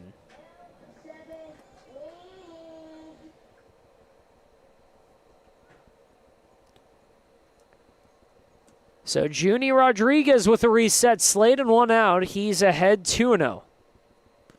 Had a double in the second, but he's 1 for 2 now. And isn't it so ironic? All the hard hit balls the Power have had today, and the one that is hit so softly as just a little looper down the right field line is the guy who scores the first run. That's baseball, folks. That is baseball. 3-0 count to Junie Rodriguez, and you said it, that hit by Caden Richards was only 76 miles an hour off the bat. But it doesn't matter. It was perfectly placed right along the right field line. And Junie Rodriguez trying to keep the offense going. 3-0 count and a 4-pitch walk for Rodriguez. He's on for his second time, and now it's Alex Hasso. Just a second walk of the night for the Power lineup, and that is exactly what you need to do to keep this rally going. And before he gets a look at Hasso, who's 0 for 2 on the night, this might be it for Joshua Carrasco. One of the coaches for the Bucs coming out of the dugout. They have had a pitcher warming up for the last couple innings, but it hasn't been exactly a firing drill down there, Jack. It's been, casual, leisurely pace like we're seeing right now, but it looks like this might get ramped up a little bit. That's Aaron Ceniceros from Cal Poly Pomona warming up in the Buccaneers bullpen. But for Carrasco right now, it doesn't look like this is it for him. It doesn't even look like this is much of a talk. The coach for the Bucs right now is doing what looks like just clearing out the rubber and the spot where his driving foot is. looked like there might have been a little too much sand and debris in there for the liking of Joshua Carrasco. I'm sure there was more said in that meeting, but no real intention to take him out. Again, there is a pitcher warming up for the Bucks, but right now it's going to be Alex Hasso at the plate. Hey, Coach, I just gave up a 2-run homer. I think it was the sand. Can you come clean it out? Yes, we'll go with that. And that is what happened, but right now Alex Hasso watches strike one. He's got Rodriguez on first after the Owen Michelson bomb put the Power ahead by a run. First run scored since the first batter of the game reached in Evan Spencer. Third guy to hit, Bobby Logue, scored him on an RBI single, but since then it's been just up and down for these offenses. 0-1 to Hasso. Up high, and Jimeno had to jump out of his stance to get that. 1-1 count, 1 out. Matthew McCate on deck. And Gene Bianco in the hole. They're going to check down to first, and at this point, I'm not sure you want to face Alex Hasso here. I don't know if you want to give him much to hit, because last time he faced this Bucs squad, it was a big outing for him. 1-1 pitch. Hasso watches strike two. I think the comfort in the Power taking the lead, perhaps for me the biggest comfort, is the fact that Tyler Crawford will not collect the pitching loss at the very least. He will now get a no decision. 1-2. Hasso's had a nose for RBIs this season. He hits one on the ground, and that is just foul. Casey Dill at third base was trying to will that thing fair, but that ball just squeaked by, and it's a long strike, so it's a 1-2 count still. And that's one of those calls where you feel for the umpires, because it really could have gone either way. It was that close, and so it's really tough to make that call. You just got to know that that umpire's job is a lot harder than anything we're doing up here. That's a tough call to make. I think there's 11 guys on this field right now that don't exactly feel for that position. And they're all the ones wearing spikes. 1-2 pitch to Hasso. Hit in there high down the first base line, and settling under that is Haros. We've got two down. So now it comes to McCate, who's 0 for 2, looking for his first hit, and the ball in the gap would get a third run of the inning home. Jack, would you risk a hit and run here? I would not, just because I know Junior Rodriguez is not the fastest guy. I think you pass the line along, see what Gene Bianco can give you on deck. Actually, it's going to be Blake Browning on deck, it looks like. First pitch, McCate serves it the other way. That's going to slice foul. It's a bit of a revolving door in this DH position tonight. Casey Dill giving a lot of guys reps. And after an offer from Bianco, you got to think, is it a decision off of Blake Browning's last at-bat where he hit a 104-mile-an-hour home run over the left field fence? Is that just Casey going with the hot hand in Browning? 0-1 pitch. Inside, ball one. He does have a full bench to work with. He's got a lot of options down there. And Gene Bianco does have a bat in his hand, just not a helmet on. 1-1 pitch. On the ground to second base. They're going to go the short way to short. And Vanderhook to Spencer, and the threat in the sixth. But two score on a bomb from Owen Michelson. He goes yard, the Power take the lead, and we're on to the seventh. Outdoor living in the Coachella Valley is spectacular, and Tessera is the premier builder of outdoor living spaces in the desert. Nobody. The Management Trust is a 100% employee-owned company.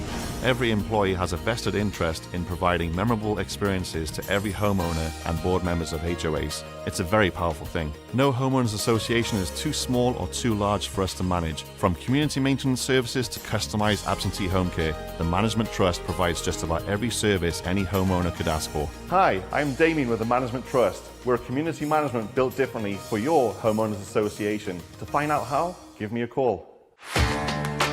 Whether you're building, landscaping, renovating, refreshing, or simply researching, rent the right size tools for your size jobs. In store, online, or in app at Sunbelt Rentals, where tools rule.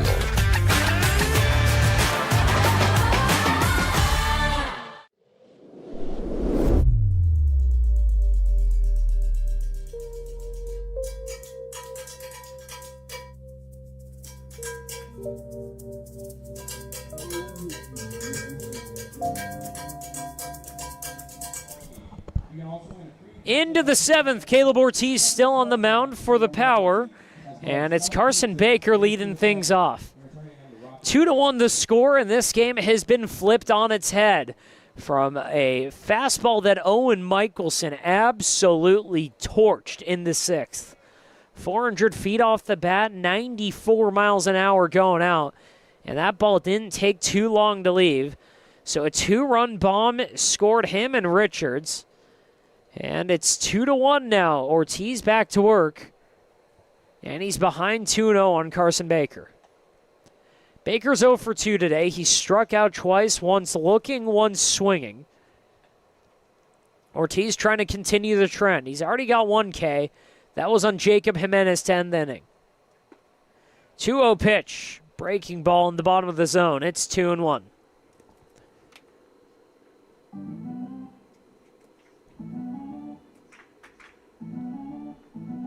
For Caleb Ortiz, he's been in and out of the bullpen for the Power, and really he's been a situational guy who hasn't got the name called a ton. But right here, he gets soft contact down to third, and Richards slings that thing to first. We've got 1 out. Good way to start off the seventh. Quick AB, quick result, soft contact on the ground to the hot corner. Richards takes care of the rest. Good to see Caleb Ortiz keeping this thing rolling, not thinking twice about who he's facing.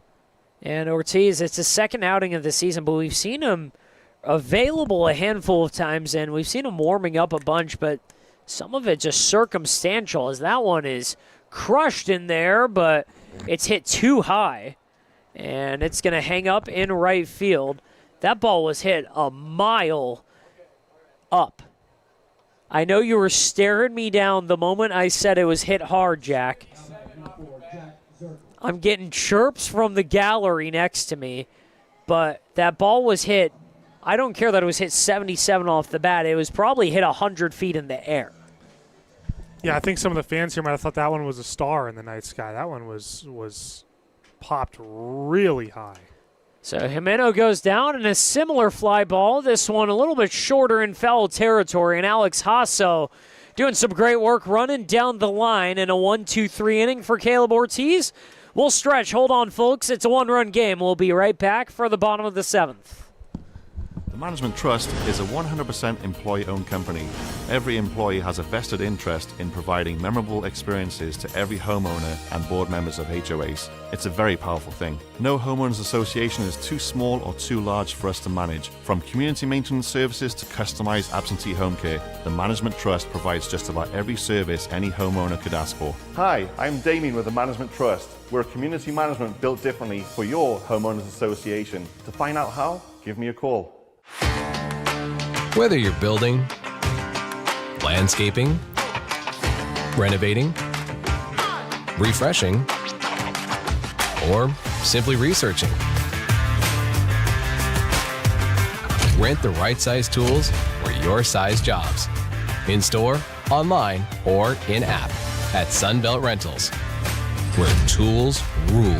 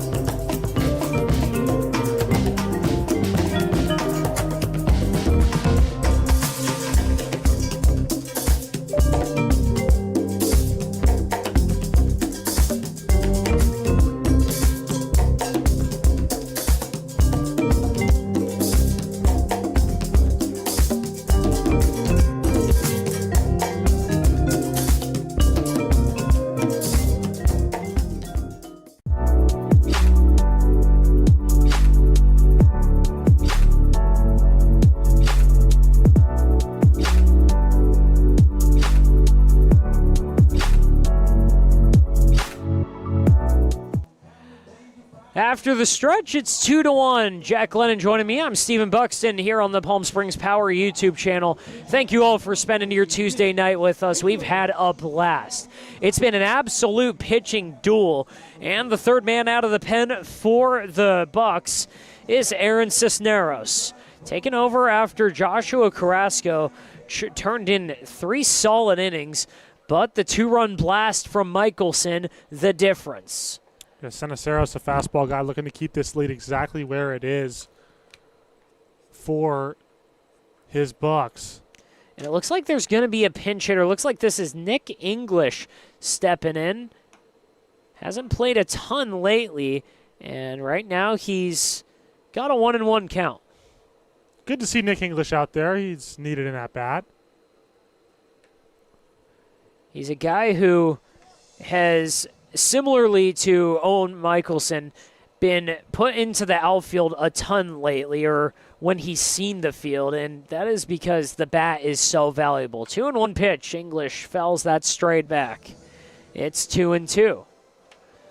But he's a guy with all the pedigree you want. A Big 12 all freshman or freshman honorable mention for the all Big 12 team, and he hit well over 300 as a true freshman. Right here, a check swing, and he was fooled there.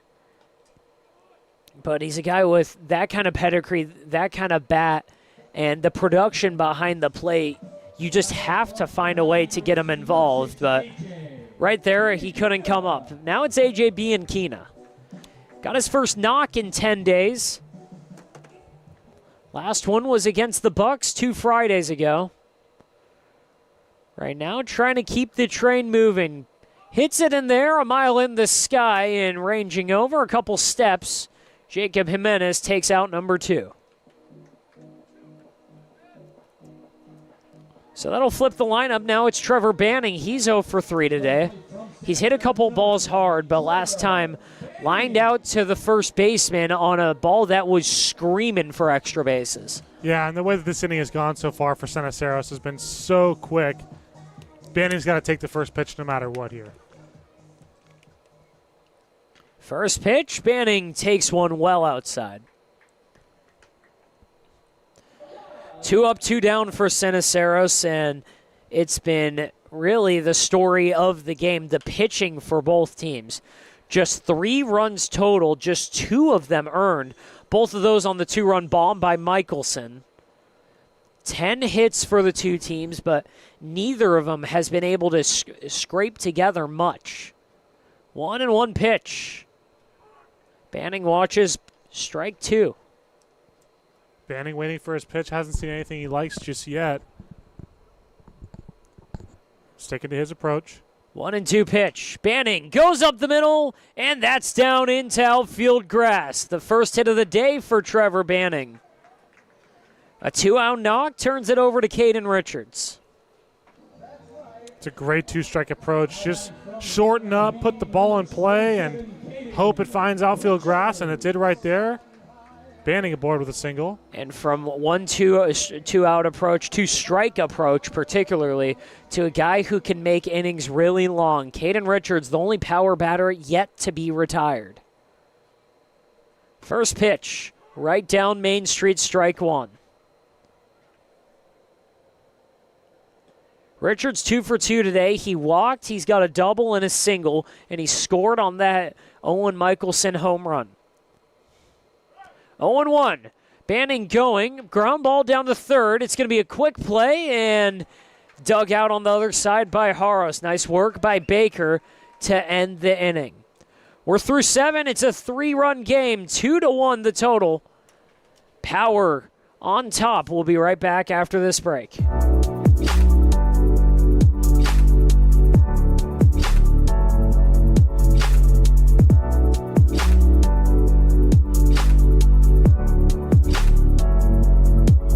Management Trust is a 100% employee-owned company.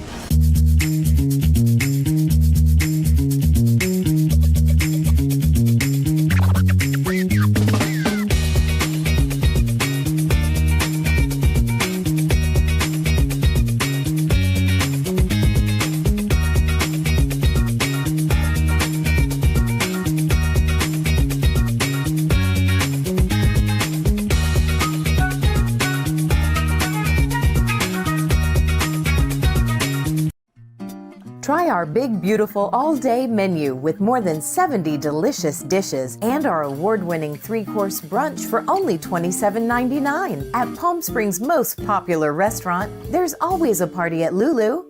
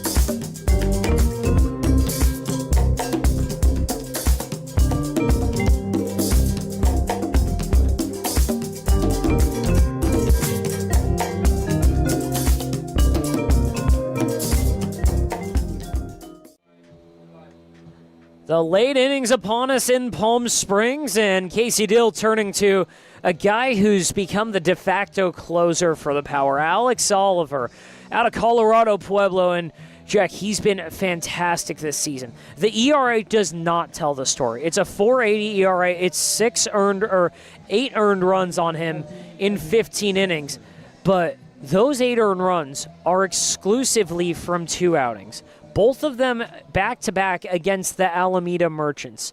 2 runs in 4 innings in the first game, 6 runs in 1 inning in the second. So if you look at the rest of the workload, it's 10 innings and nothing against Alex Oliver in 8 games total. Not to mention the 19 strikeouts in just 15 innings and a 1.40 whip. This guy, when he's on, he is on. So he started off 0-1 on Evan Spencer, 0-2 now, as that one in the dirt had him chasing. And he's a guy who, he's out here for one reason. It's the same reason that Jacob Petersheim, his former teammate, was out here for. It's to get looks. It's to get a pro contract. And right now, 1-2-3, strikes out the first batter he sees. He's doing everything he can, Jack. I mean, he's pitched bulk. He's been a a guy who's been used in many different scenarios, mostly or exclusively out of the pen, but he's been a long relief guy before. He's been a guy who's been here as a closer before. And again, the stuff has played so far. First pitch in the dirt to Noah Haros. Yeah, and that's one thing that I like about this power team, and that's what when now San Francisco Giants manager Tony Vitello was with the Tennessee Volunteers last year. He told me a lot last season in post-game press conferences was be versatile. He was saying to young players, be versatile, because if you're a good hitter, coaches will want to find a spot for you in the lineup. If you're a good pitcher, coaches will want to find innings for you, so be versatile and be productive. And that is exactly what embodies not only Oliver, but the rest of this power team. Last time he saw the Bucks, he came in and it was one inning. He struck out a batter and walked one, but no damage against him. He's fallen behind against Noah Haros. The totals for the season for Oliver, it's 19 strikeouts on 15 innings. He's only walked 6 batters total, one of them intentionally. And right now he finds the zone. It's 3-1 against Haros. Great pitch. You don't want to walk a guy with the heart of the order 3, 4, and 5, and Logue, Cruz, and Vanderhook coming up. So got to get back in this count here. Hailing from the RMAC, one of the toughest conferences to pitch in all of baseball. A big swing there on the elevated fastball. It's 3-2. And I only say that because it's the same conference that New Mexico Highlands is in. And that school where Jimmy Welcher and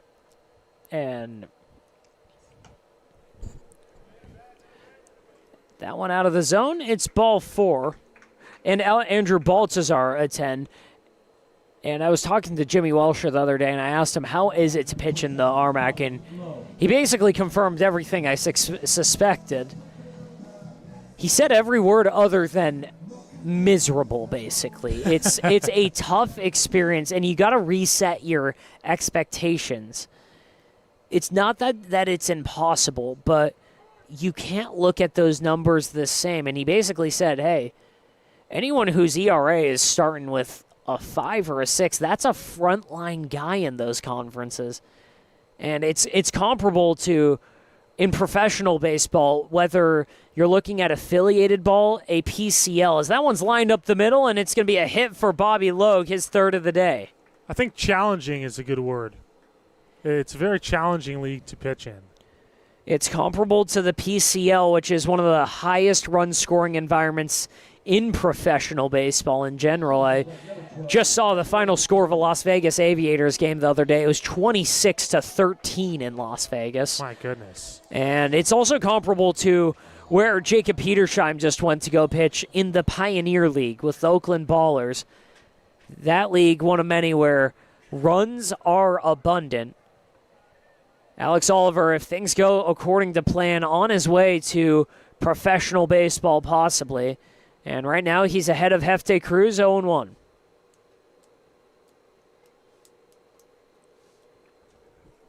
I have no doubt that's an attainable goal for Oliver. He has looked great, especially with the hard stuff. That one up high. It's 1-1. Coming from Grove, Oklahoma, went to Grove High School. And he's gone around the track, whether it was Colorado Pueblo or Coffeyville Community College. Big swing there. It's 1-2 now.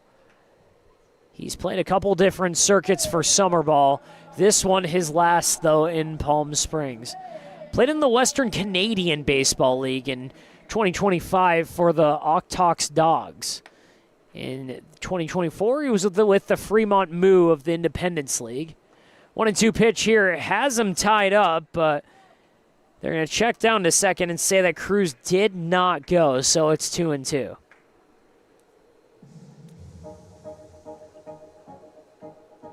It's a big spot for Hefte Cruz. Looking for his 2nd knock of the night. Tying run at second, the go-ahead run at first, and Hefte Cruz, some ever so important insurance if the Bucks can get a rally going. They're down 1, it's 2-1 in the 8th, and it's still a 2-2 count.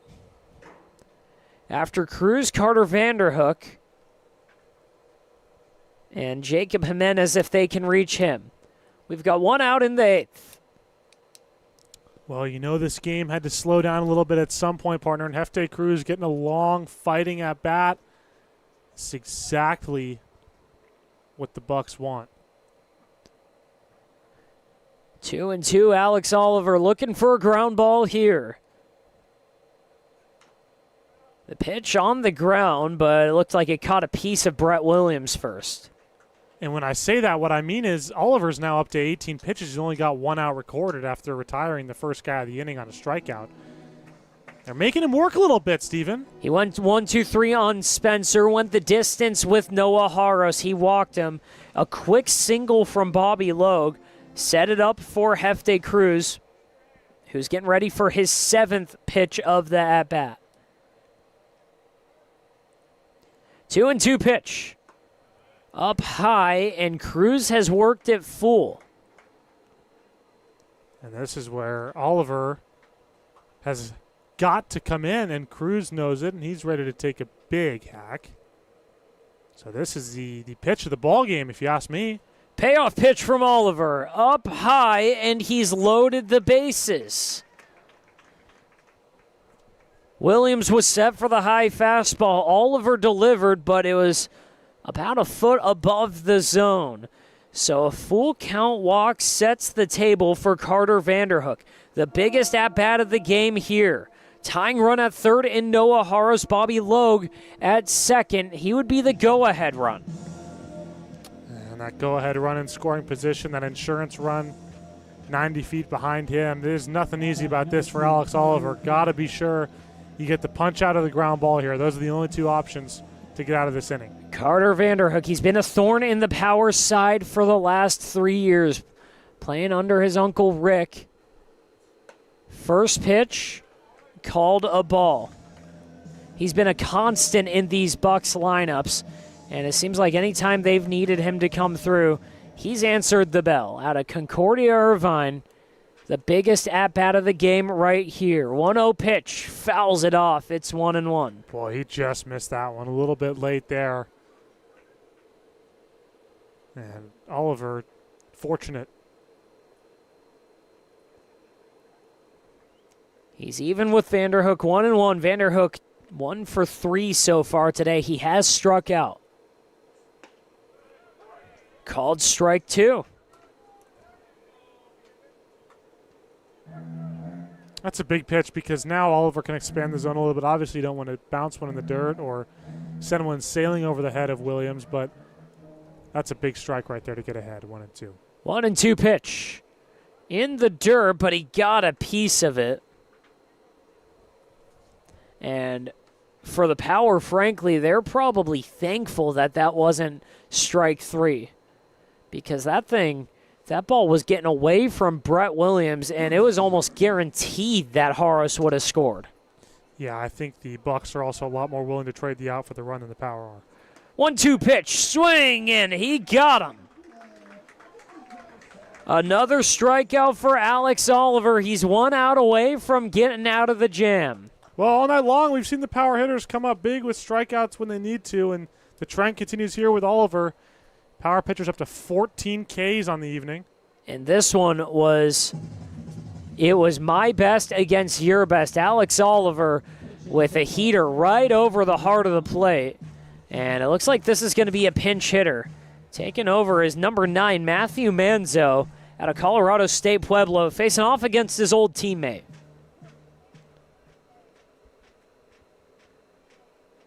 Taking over for Jacob Jimenez, and Manzo watches strike 1.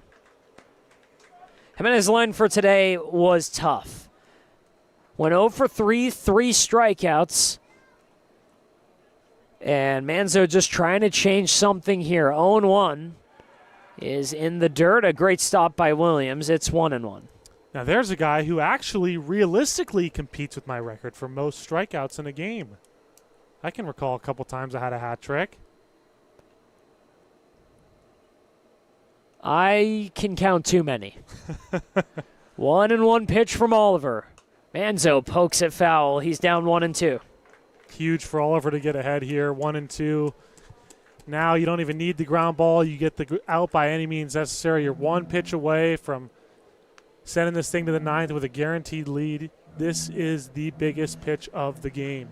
Power defense playing it straight up. It's a 1-2 pitch from Alex Oliver. Waiting for the sign. He's set and fires.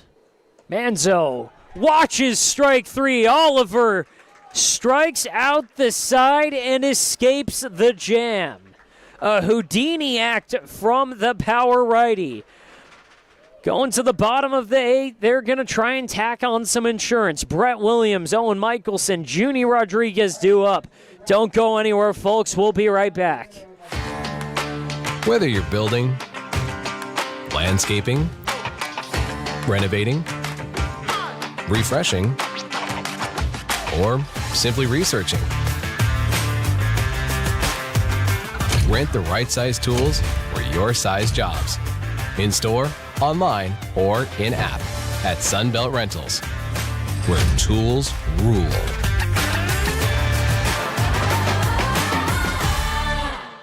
Outdoor living in the Coachella Valley is spectacular, and Tessera is the premier builder of outdoor living spaces in the desert. Nobody does it better than Tessera. From one end of this valley to the other, from Palm Springs to Rancho Mirage, Palm Desert, to Indio and La Quinta. For 35 years, we've created the ultimate in outdoor living, landscaping, pools, and patios, so you and your family can enjoy each other. Live well. Live Tessera.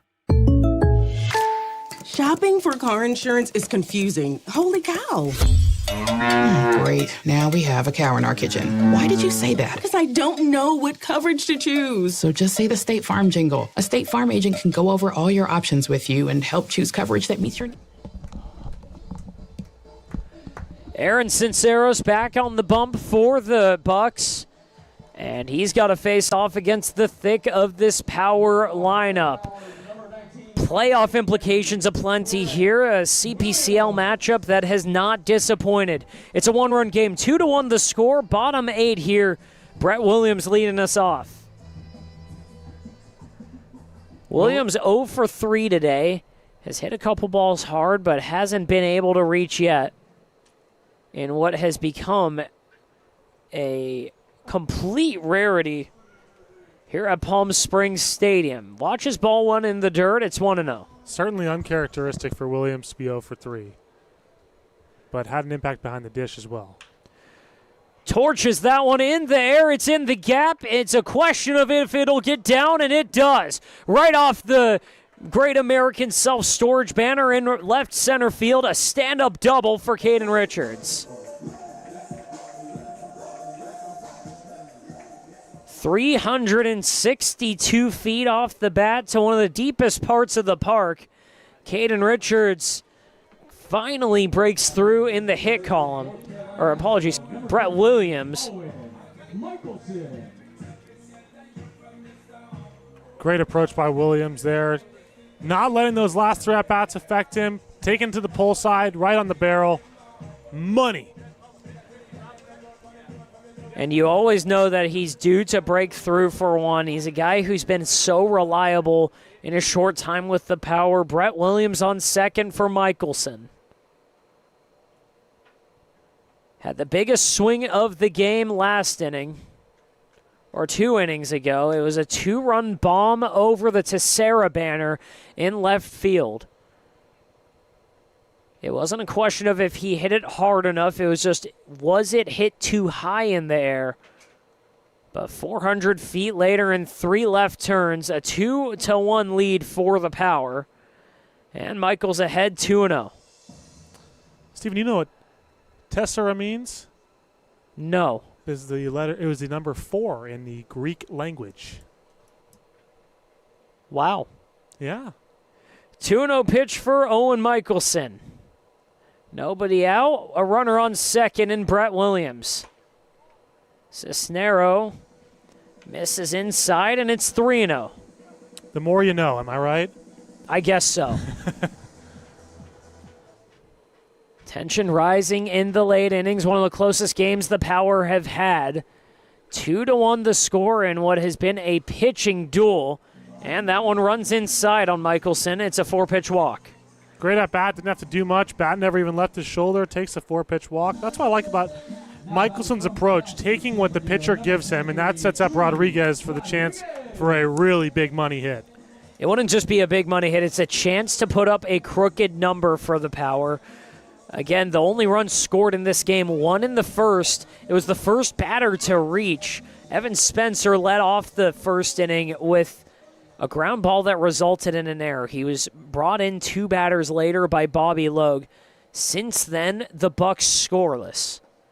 For the Power, the man standing on first, responsible for both runs, a 2-run bomb that scored him and Caden Richards. Right now, Junie Rodriguez trying to add on. He's got 2 on, nobody out. Aaron Cisneros in his second inning of work. 1-0 pitch. Slash the other way, foul. Rodriguez 1 for 2 today. He's reached twice, though, has a double and a walk. After him, it's Alex Hasso. And if someone else can reach, Matthew McCate. 1-1 pitch. Hit in the air, high into right field, going back on its cruise. And he's going to watch that one fly. Junie Rodriguez with a bomb. It's 5-1. A 3-run tank for the Power left field.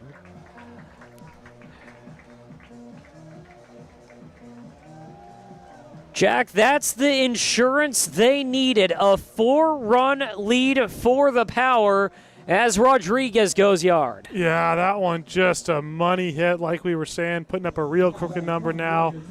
5-1 Power, and that really just cracks this game wide open.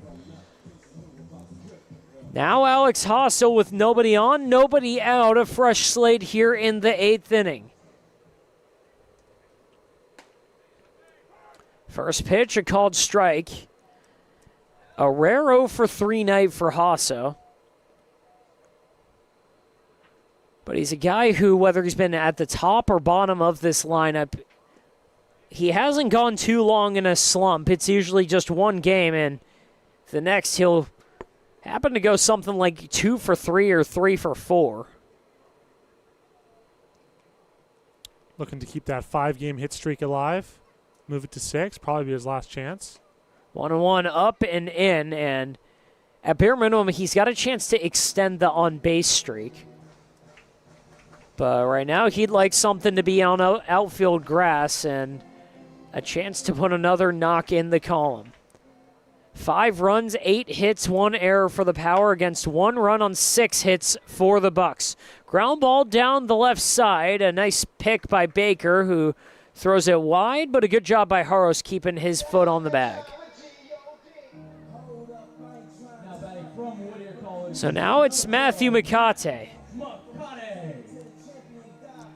McCate 0 for 3 as well, and the pair of Whittier products in danger of a goose egg on the scorecard.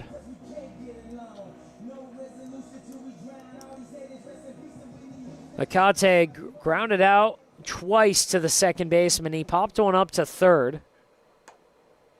Right now, just trying to hit something and hit it hard.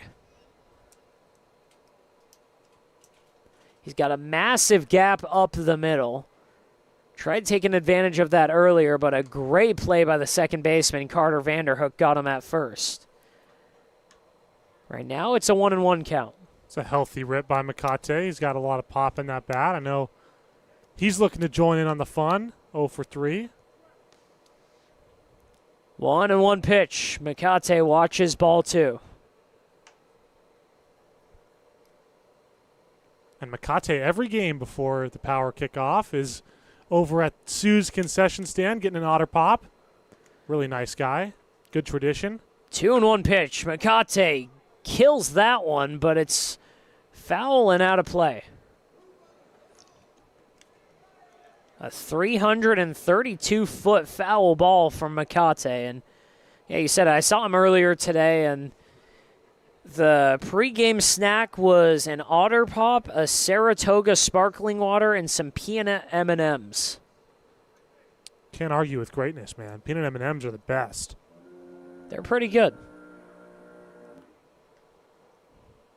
So, not exactly my pregame meal, but, you know, what works, works. And for Makate overall, again, leading the team in RBI, something is working clearly.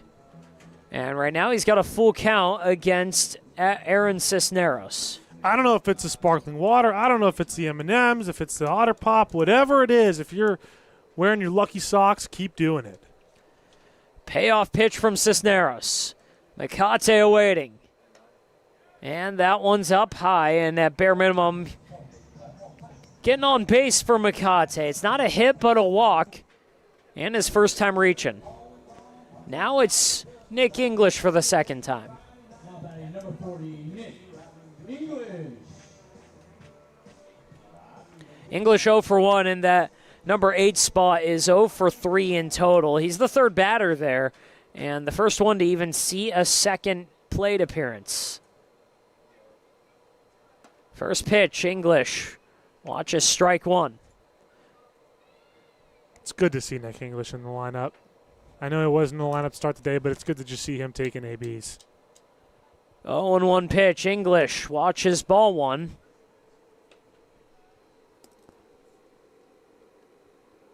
Still nobody in the bullpen for the Bucs, so this is Cisneros' inning, no doubt about it.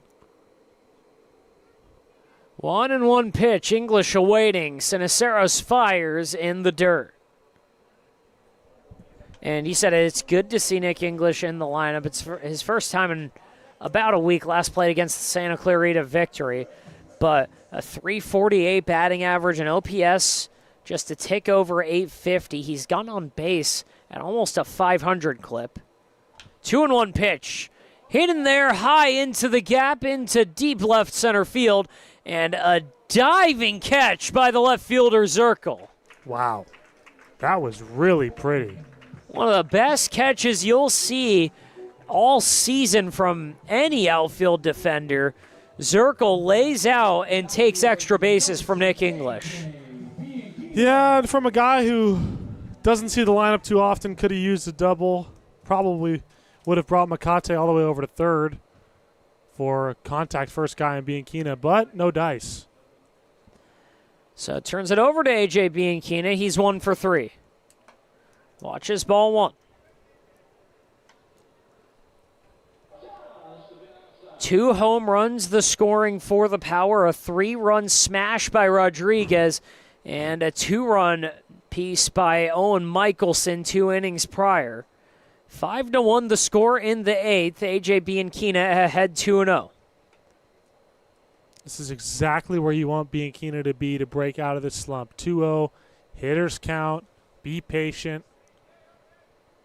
He's got a runner on first and Matthew Makate. 2 outs, and he's ahead of Aaron Cisneros.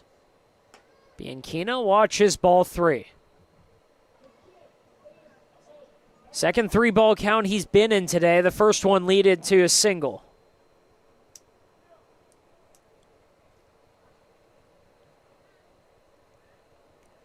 Three and 0 pitch. Bianchina watches strike one. It's a great 3-0 pitch. Fastball that clips the outer third from Cisneros. It's exactly where you want to come back to. But Bianchina, be patient. Way to not get too greedy here, 3-0. 3-1 pitch.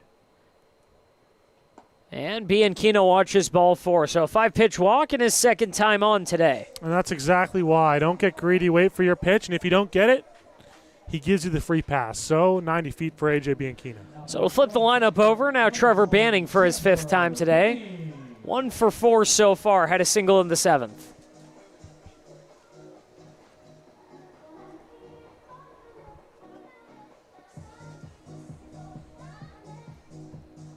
Banning's got 2 on. It's his second time up with runners on.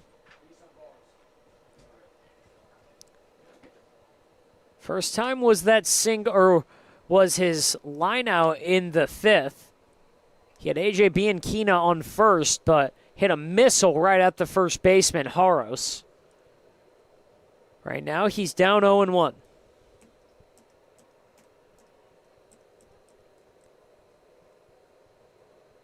With 2 outs, Cisneros fires.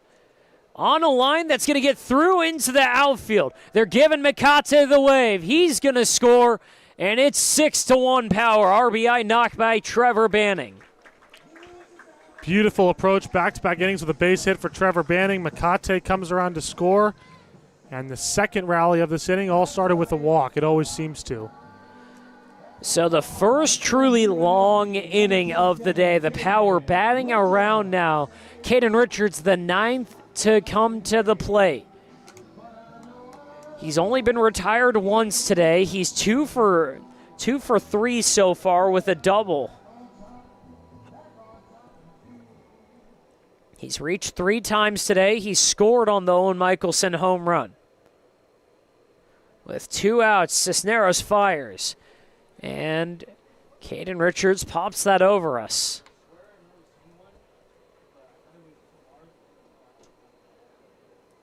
Jack, I think I heard Ethan Oliveras jump out of his seat for that foul ball. He's been waiting on it, man. He has been waiting all season.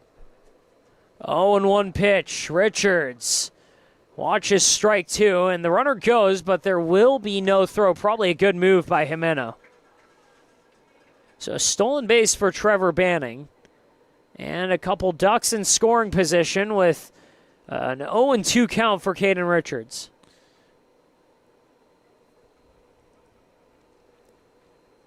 Cisneros set and delivers. Richards nukes that, but it's going to go foul right off the bat. And we'll stay 0-2. 347 feet off the bat. And 96 off of a pitch that came in at 67.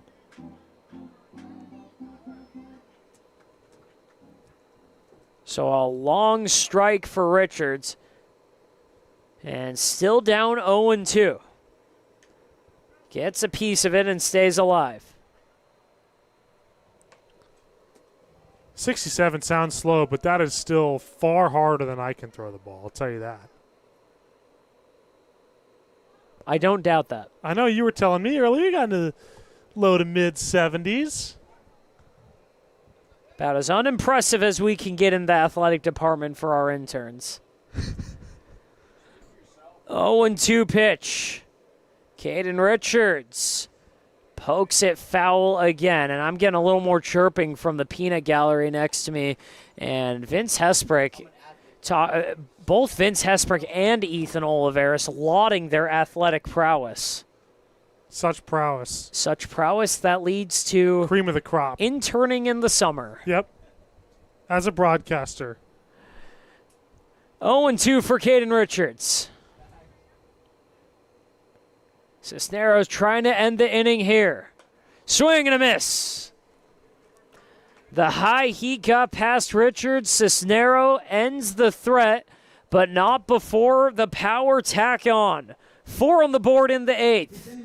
Power 3 outs away from win number 14. We'll be right back after these words.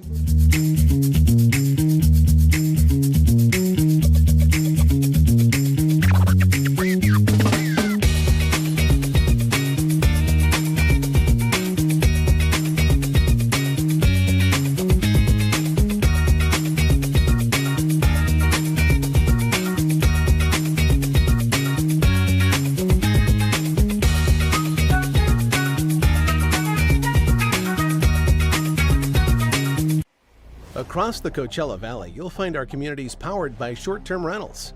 These rentals bring visitors and dollars to the region. Whether attending events, checking out the art scene, or dining at restaurants, when they spend money, we all score. The nearly $1 billion impact of short-term vacation rentals generates tax revenues that fund police, firefighters, education, and many other programs that improve our daily lives. To learn why short-term rentals are a grand slam for the home team, visit onecv.org.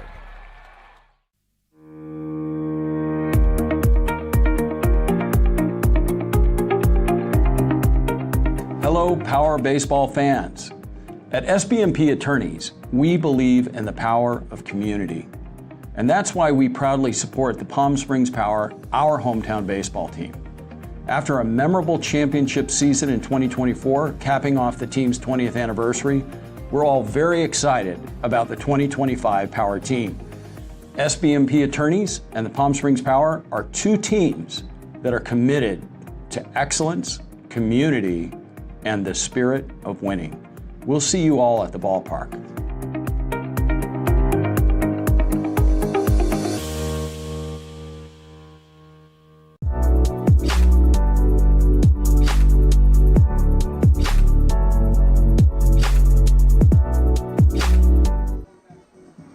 Three outs away for the Power. We're in the ninth. It's a 5-run ball game. 6-1 the score. Alex Oliver just trying to finish this one off. It'll be 7, 8, and 9 due up. Carson Baker starting us off. First pitch, a fastball that slipped out of the hand. It's 1-0. Baker's 0 for 3 today with a pair of Ks. One swinging, one looking. And you can look up and down this Bucks lineup, and there's a lot of that. 14 strikeouts on the day for Bucks hitters. Second pitch fouled off, and it's 1-1. And it's the bottom of the order for the Bucks, who are 1 for 9. If you're Alex Oliver, don't make this any more difficult than it has to be. Actually, apologies. The math was wrong. 15 strikeouts on the day for Bucks hitters. You were 1 off. We're going to fire you. It's okay. 1-1 pitch. Lined in there, high in there, out to Owen Michelson. He'll jog back and collect the first out. That's exactly what I was hoping to see from Alex Oliver here in the ninth inning. You're up 5 runs. You got the bottom of the order coming up, who's 1 for 9. Just attack your hitters. Don't mess around with these guys. Don't give them free bases. Don't give them base runners. Attack these hitters and hope for the best with a great defense behind you. If this score holds, the Power will extend that lead at the top of the CPCL. 9-2 in league play so far. They'll move on to 14-3, and they'll be taking on a SoCal Halos or California Halos team tomorrow that they have, for lack of better words, mopped up against. On a line the other way, that's going to get through into left field. So 1-out single for Jimeno, his second of the day. Nice approach, just kind of slaps it the other way. Now if you're Oliver, you're looking for the ground ball, but not desperately. Again, don't give guys free passes, free 90 feet. Just get outs. Oliver pulled a magic act last time. He struck out Evan Spencer on 3 pitches to start the 8th and then walked Noah Haros. He gave up a single to Bobby Logue and walked Hefte Cruz. But then he struck out the next 2 he saw to get out of the jam and keep it at what was a 2-1 ball game. And what was a 28-pitch inning. Scoreless 28-pitch inning. How often do you hear that? 0-1 to Jack Zirkle. Off the hands, and that's going to squeak through past the glove of Bianchina into right field. A strong throw from Mikate. Make sure that Peter Jimeno stays at second. So back-to-back knocks have something going for the Bucks. Down 5 here in the 9th. They'll go back to the top of the lineup. Evan Spencer, the only Buck to score so far tonight. A ground ball can end the game for the Power. Spencer bunts that foul. Not sure what the thought process is there. I don't know if he's trying to bunt for a base hit, but I don't know what good moving 2 runners up does for you down by 5 runs. Spencer 0 for 3 or 0 for 4 on the day, but has reached once on that error to lead off the game. 0-1 pitch. Foul again. 0-2. Just 1 ball thrown this inning by Alex Oliver, but the 2 singles on the second pitch of each at-bat, the damage so far.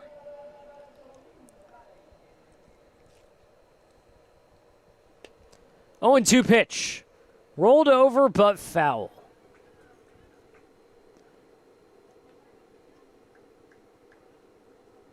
And if you're Oliver, you can't worry about the guys on base.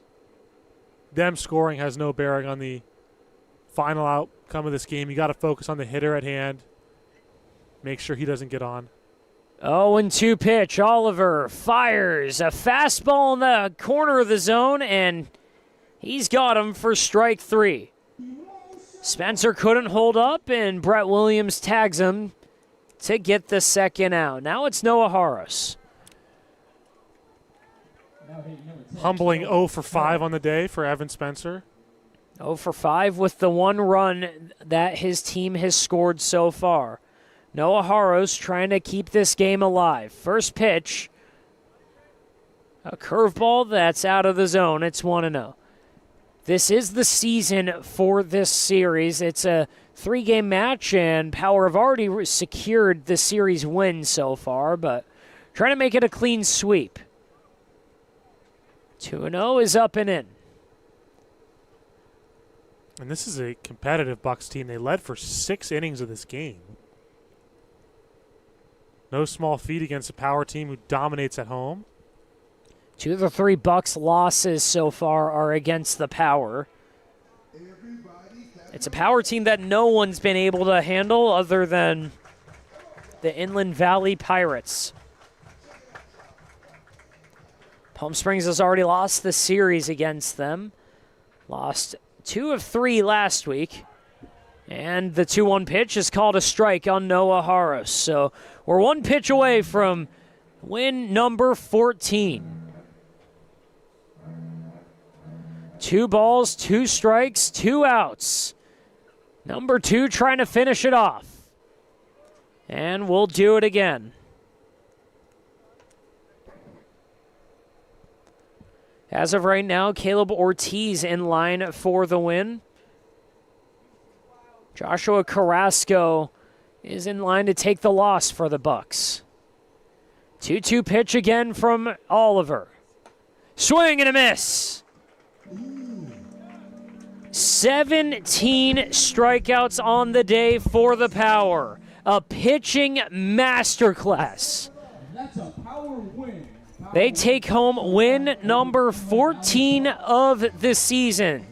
Win number 9 of CPCL action, and that's all for it here. A fantastic performance. Tyler Crawford set the tone for us. Let's go through this game real quick. First inning, Crawford got into a jam. Everett Spencer reached on an error, and then he was brought in on an RBI single by Bobby Logue. From then on, the Power pitchers said, get on our back, we're going to carry you to victory. Crawford, Ortiz, and Oliver combined for 8 shutout innings after that, and they strike out the world. Walking almost nobody. The only one to walk a batter was Alex Oliver with the 2 walks in the 8th. Aside from that, 15 strikeouts and just a masterclass of a pitching performance. On the other end, Kobe Kramer, Joshua Carrasco, solid work by them, but they just couldn't pull through.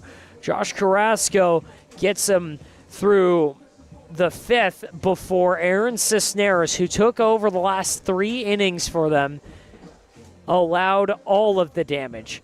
A 2-run homer, Joshua Carrasco was in there for the 6th and allowed a 2-run home run to Owen Michelson that proved the difference. A fastball up and in, 405 feet later, he broke the tie. 2-1 was the score going into the 7th. A 0 put up for each side, and then to the 8th. A 3-run, no-doubt bomb off the bat of Junie Rodriguez. Provided all the insurance the Power needed. They added 1 more on a RBI single by Trevor Banning to score Matthew McCate. And a 6-1 lead going into the bottom of the 9th. A pair of strikeouts to end it for Alex Oliver, who's been there with the Power for so many late-inning efforts this season.